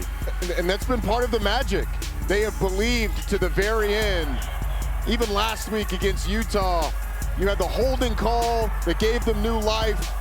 The big pass to Chase Roberts. You get a 1st down by Hinckley Rapati, and then obviously the game-winning field goal by Will Farron, which has him eating free everywhere in Provo for the rest of his life. Forever. Retzloff with a clean pocket. That one came out wobbly. Not sure if that was tipped. It was intended for Darius Lassiter. I have to take another look at that because that thing was dead on arrival. It was. It was a duck out of the hand of Jake Retzloff. See if somebody got a hand on this, or did it just come out weird? Oh, yeah. It looked like it was tipped. No wonder it was such a duck. And 2nd down and 10. That was Caleb Taylor that got a hand up.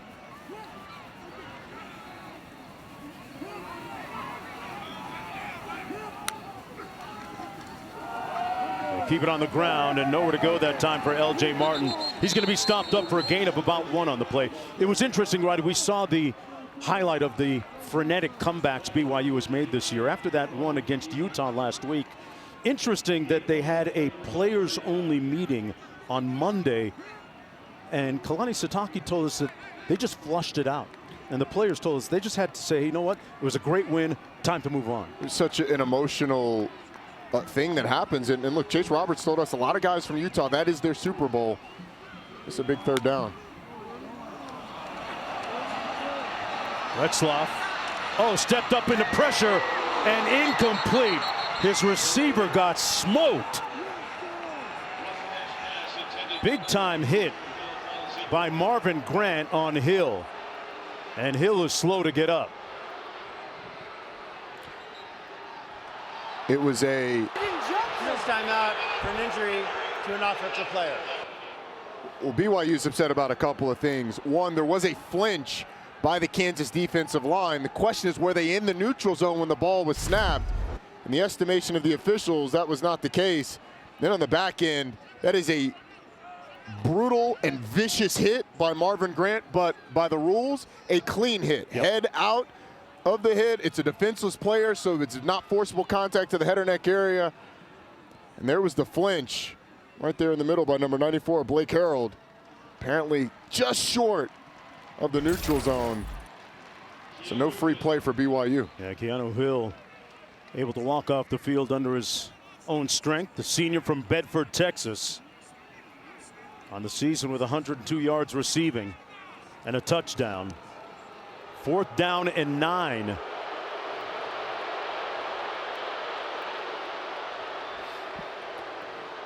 I mean, tell me about those pants. Are those regulation? Aren't they supposed to be to the knee? I mean, those are mediums. I got to get me a pair of those. Show off the quads. What the knee pads aren't even doing anything. I mean, what knee pads? They didn't check his uniform, that's for sure. Comes down at the 22 to Grimm, and Grimm brought down immediately. Ender Van Haar. Oh, now he pulled him down. Oh, does he pull him up to put? Well, he's faking it. Oh, you can't fool us now. We caught you. Back after this.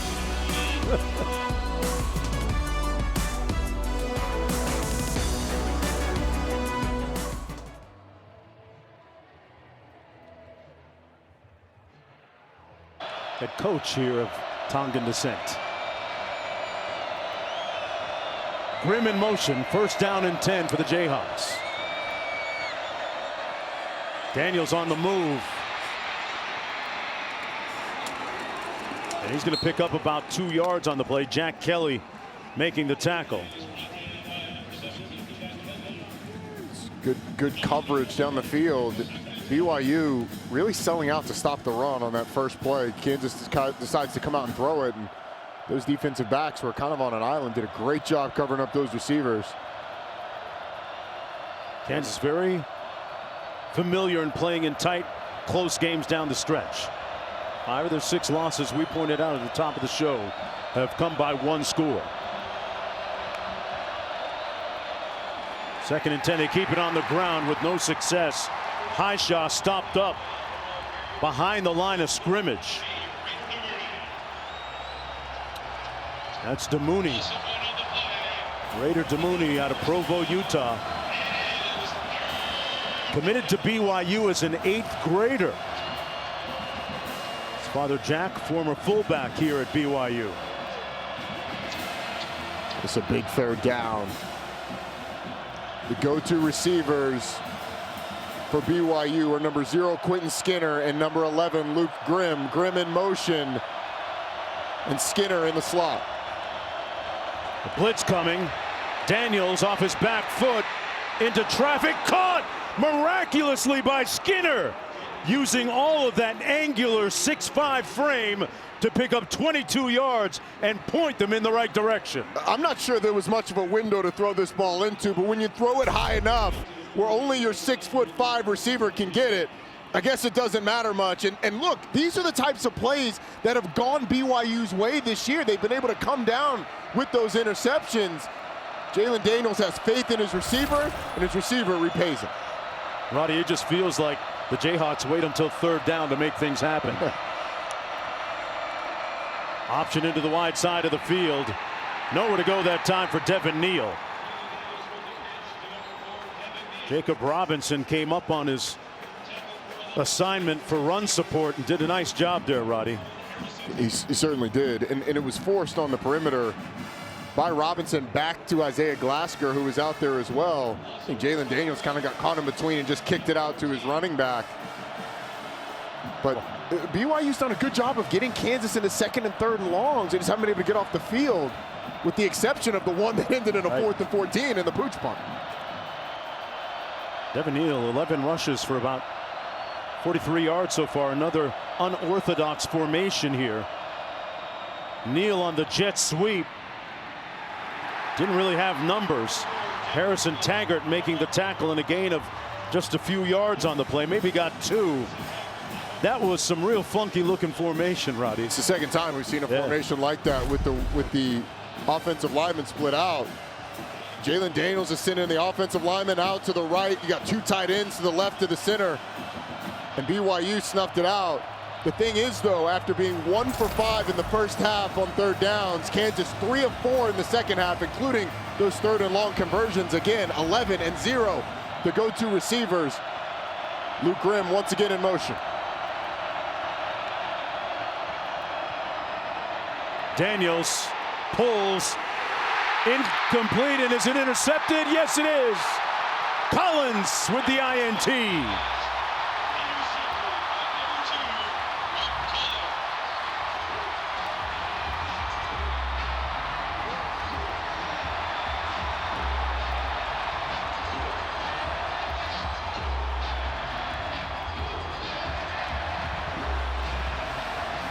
Second interception of the year for Collins. Was trying to go to Luke Grimm up the sideline. Thinks Grimm is going to stop near the sticks, but he throws it, and how about the Mark Collins toe tap?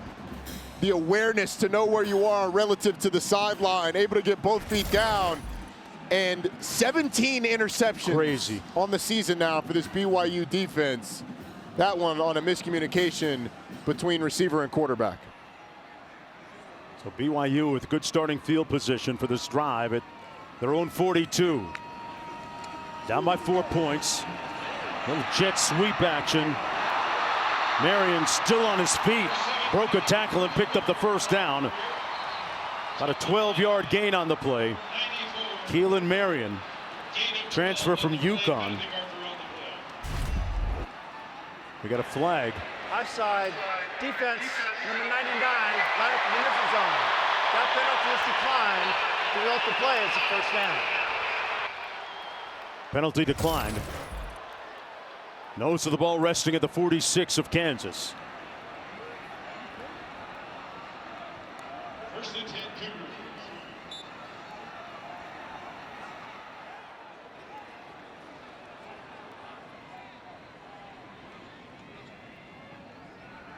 Martin in the backfield. It's going to be Martin trying the left side of the offensive line with no success. Taiwan Berryhill Jr. making the tackle. What an SEC on ABC college football lineup we have for you next Saturday.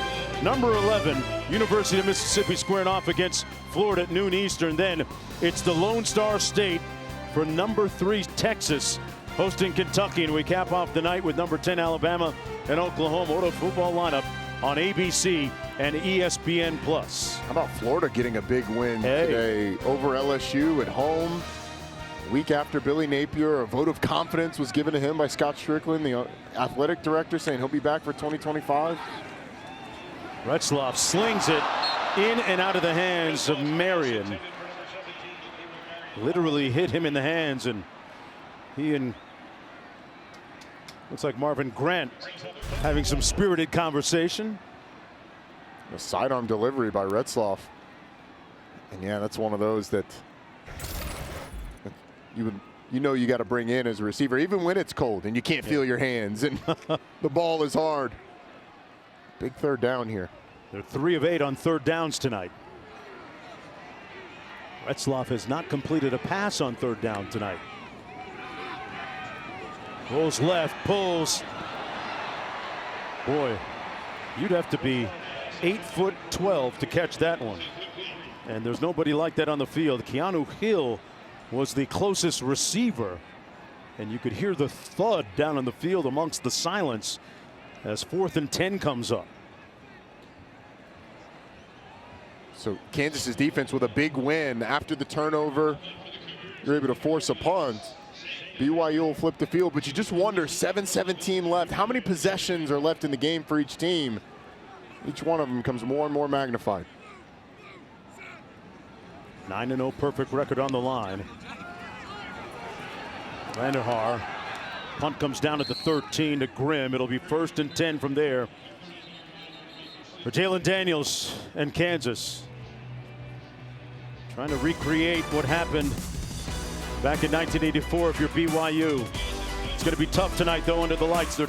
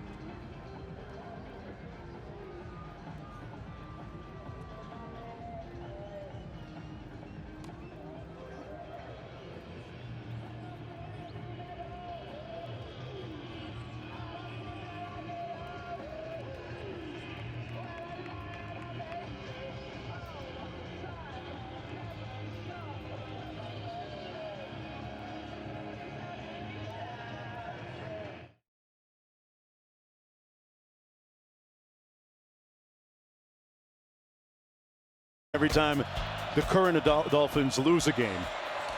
Grimm on the receiver screen, got a good block out front, and Grimm weaving his way through defenders and traffic to pick up the first down for the Jayhawks.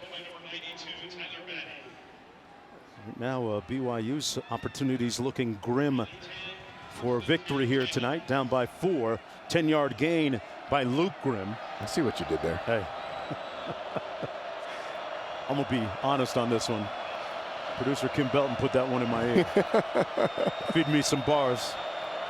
1st and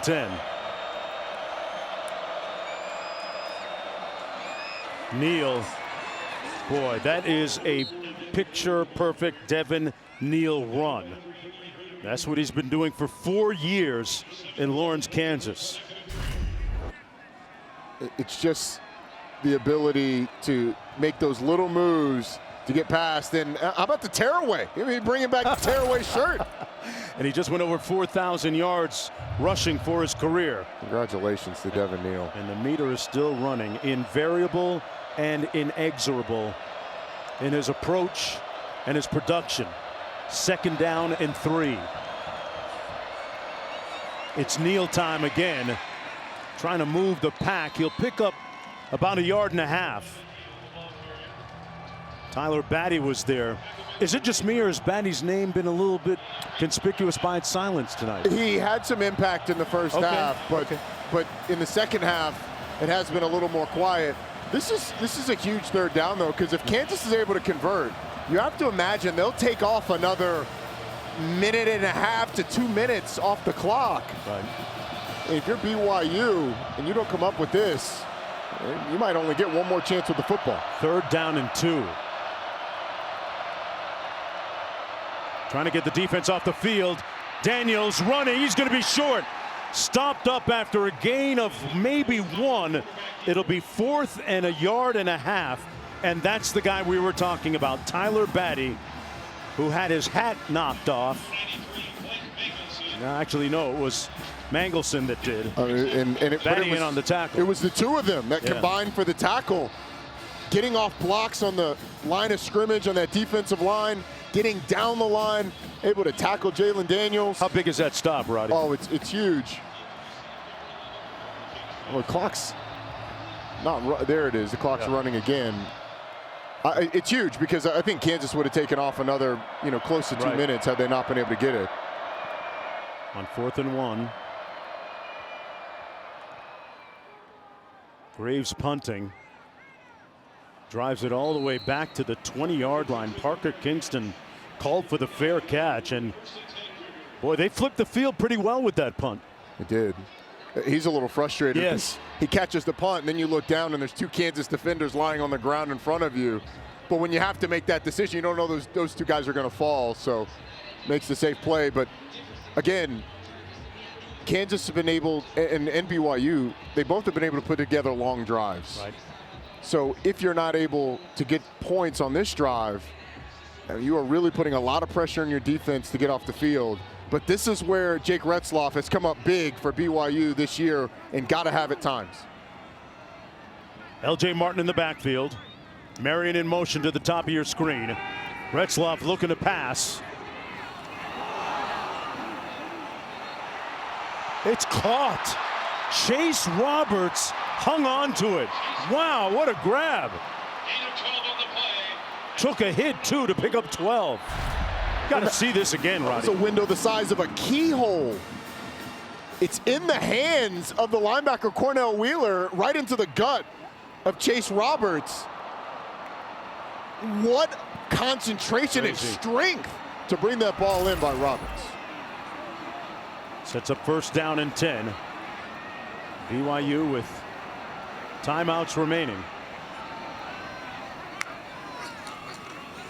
On the jet sweep, Marion cuts it north-south and picked up about 3.5 yards. Wheeler making the tackle on the play.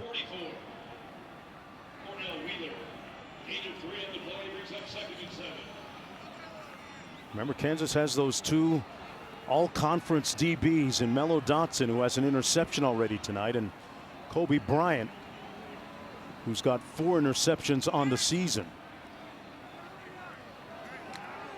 But BYU strategized that they might choose to work the middle of the field instead.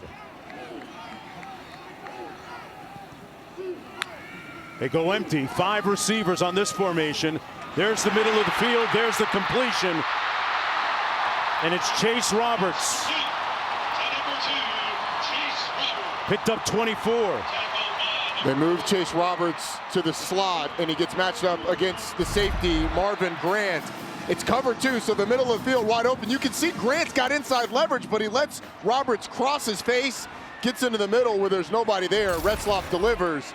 Chase Roberts told us he prides himself in making big plays, and this is clutch time. Number 2 has come up with 2 big catches. From the 40, first down and 10.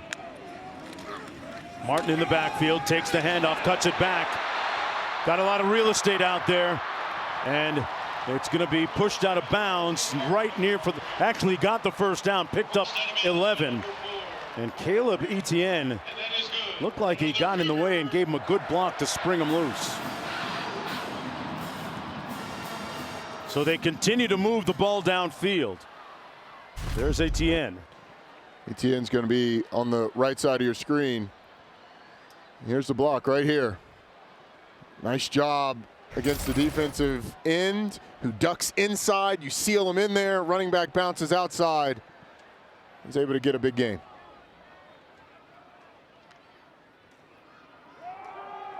They hand it off. Rapati got a hole and another first down on a 13-yard gallop.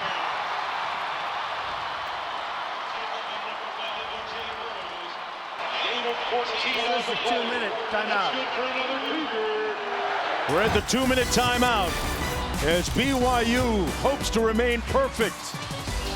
They trail by 4 when we come back for the finish.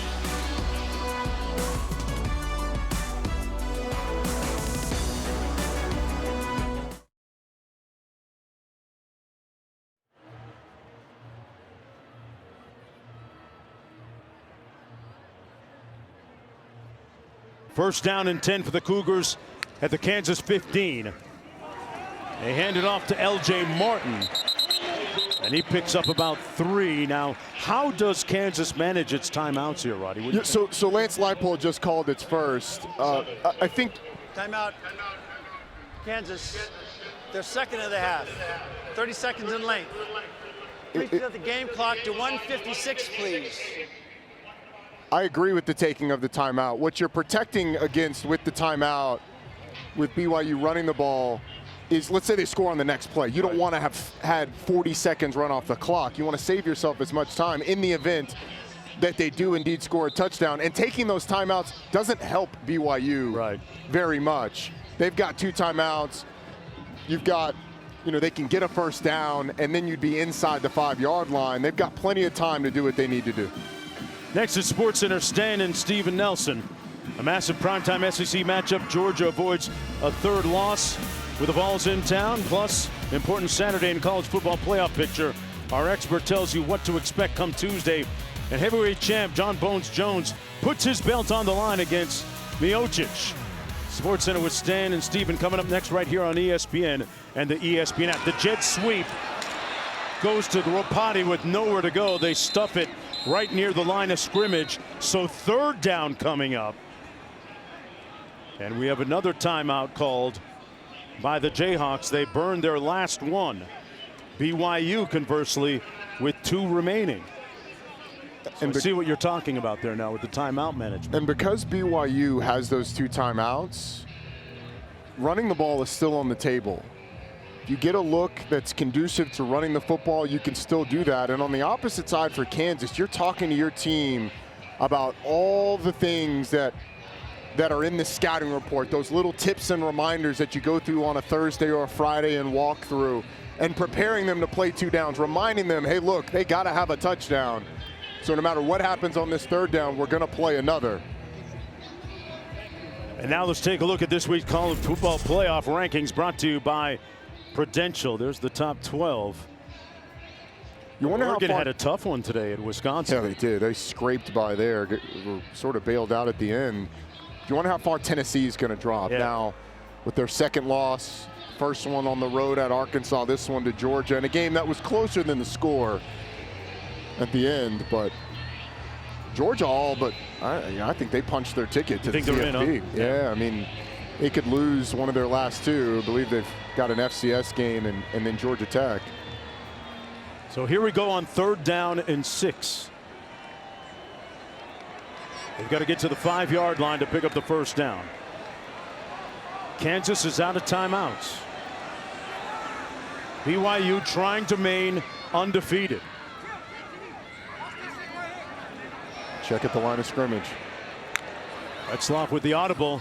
They option it into the boundary and nowhere to go. They're going to be stuffed way short of the first down. Hinckley Oropati had nowhere to go. Dotson with great run support off the corner, and Dean Miller also there. 4th down, they'll go for it, of course, here. Aaron Roderick, the offensive coordinator, told us this is as many checks as he has had in the game plan this year. And Jake Retzloff at the line of scrimmage, you can hear him say, kill, kill, kill. That means they went from whatever the original play call was to that speed option. Kansas sniffs it out, and now 4th down for the game. Their perfect season on the line. Boiling down to this play. And we're going to have a procedure penalty.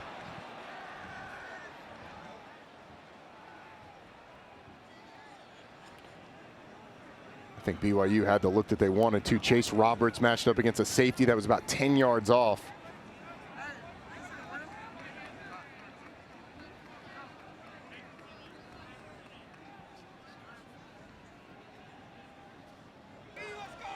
False start offense, 5-yard penalty, still 4th down. This foul includes a 10-second runoff. Please reset the game clock to 56 seconds and it'll start on my signal. So they'll run it down to 56 seconds, the mandatory 10-second runoff in this kind of scenario. That's one of those everybody but the center deals. Look like it. They can get a first down without scoring a touchdown by getting to the 5-yard line. And the clock will start. For a perfect season. Caught, but short of the first down. And that'll do it. The Jayhawks hold. Roberts made the catch, but he's short of the first down. Kansas takes over on downs. And BYU's unblemished 9-0 season in peril right now in a huge way.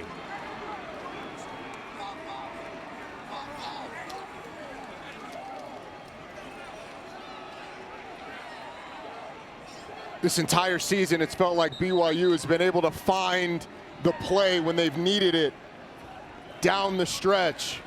They found the completion, but about 1.5 yards short, more like 2 yards short of what they needed to get there. Pressure by Kansas in the face of Retzloff made him get rid of the ball probably earlier than he wanted to. But a big time play by that Kansas defense. For a team in Kansas that has had 5 of its 6 wins be just 5 of 6 losses, 1-score losses. This would be huge. Daniels takes the snap, then takes the knee. And BYU is going to burn one of its timeouts. Let's take a look at the Now What moments, brought to you by Prudential. It was the pivotal and critical moment, the pooch punt on 4th down by Jalen Daniels that bounced off the BYU defender's helmet and ultimately ended up in Kansas' hands. That led to this touchdown run in the ensuing sequence by Devin Neal. And that was the tipping point of the game in the Jayhawks' favor. Like I said, it's gone the other way so many times against them, Roddy. Not this time. It has. And then think back to the end of the first half. They have a great drive on the 5-yard line, and Jake Retzloff throws an interception on a poorly thrown fade to the inside. I mean, they certainly would have had 3 points in that situation, maybe even a touchdown. So, as you said, the things that have gone BYU's way this year just have not gone their way today. Now Kansas has an opportunity to kneel the ball out. BYU one more time out, but it won't really matter. Jalen Daniels They tried to strip him with a football. That's a little risky. You might want to take that knee a little quicker. Well, he's trying to get the ball under 40 seconds or around that 40-second mark, waste as much time as he could so that he can take another quick knee here and the game be over. There not have to be a 4th down play. There's only 4 undefeateds, and that could change if the score doesn't change here in the next 39 seconds. You know, one thing you have to give Kansas credit for, knocking off a top 25 team last week against Iowa State and being able to flush that and come here and do what they've done today, 40 seconds away from getting their 4th win of the season, is pretty huge. It's massive. It's a team that was expected to finish at the top of the Big 12. They started off the season turning the ball over a ton. They've corrected that. It's a really talented team that is hungry and is excited about playing their best ball when it matters the most. Now, if you're Jalen Daniels, all you have to do is snap the ball, hit a knee. Do not take a step back. Take a knee right where you receive the football and get out of this with a win.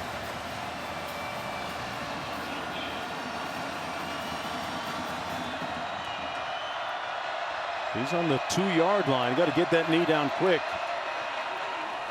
They push him forward, and that might do it. 33 seconds to go. Yeah, you hear them start to celebrate. So for the 2nd consecutive year, Kansas continues to be the bane of the BYU existence. They beat them in their maiden voyage a year ago into the Big 12 conference, and yeah, the sprinkler starts for Jalen Daniels and Kansas. They do it again in back-to-back seasons and now earn their 4th win of the season next week. A huge one for the Jayhawks against Colorado. There it goes. BYU suffering its first defeat of the season, falling to 9-1.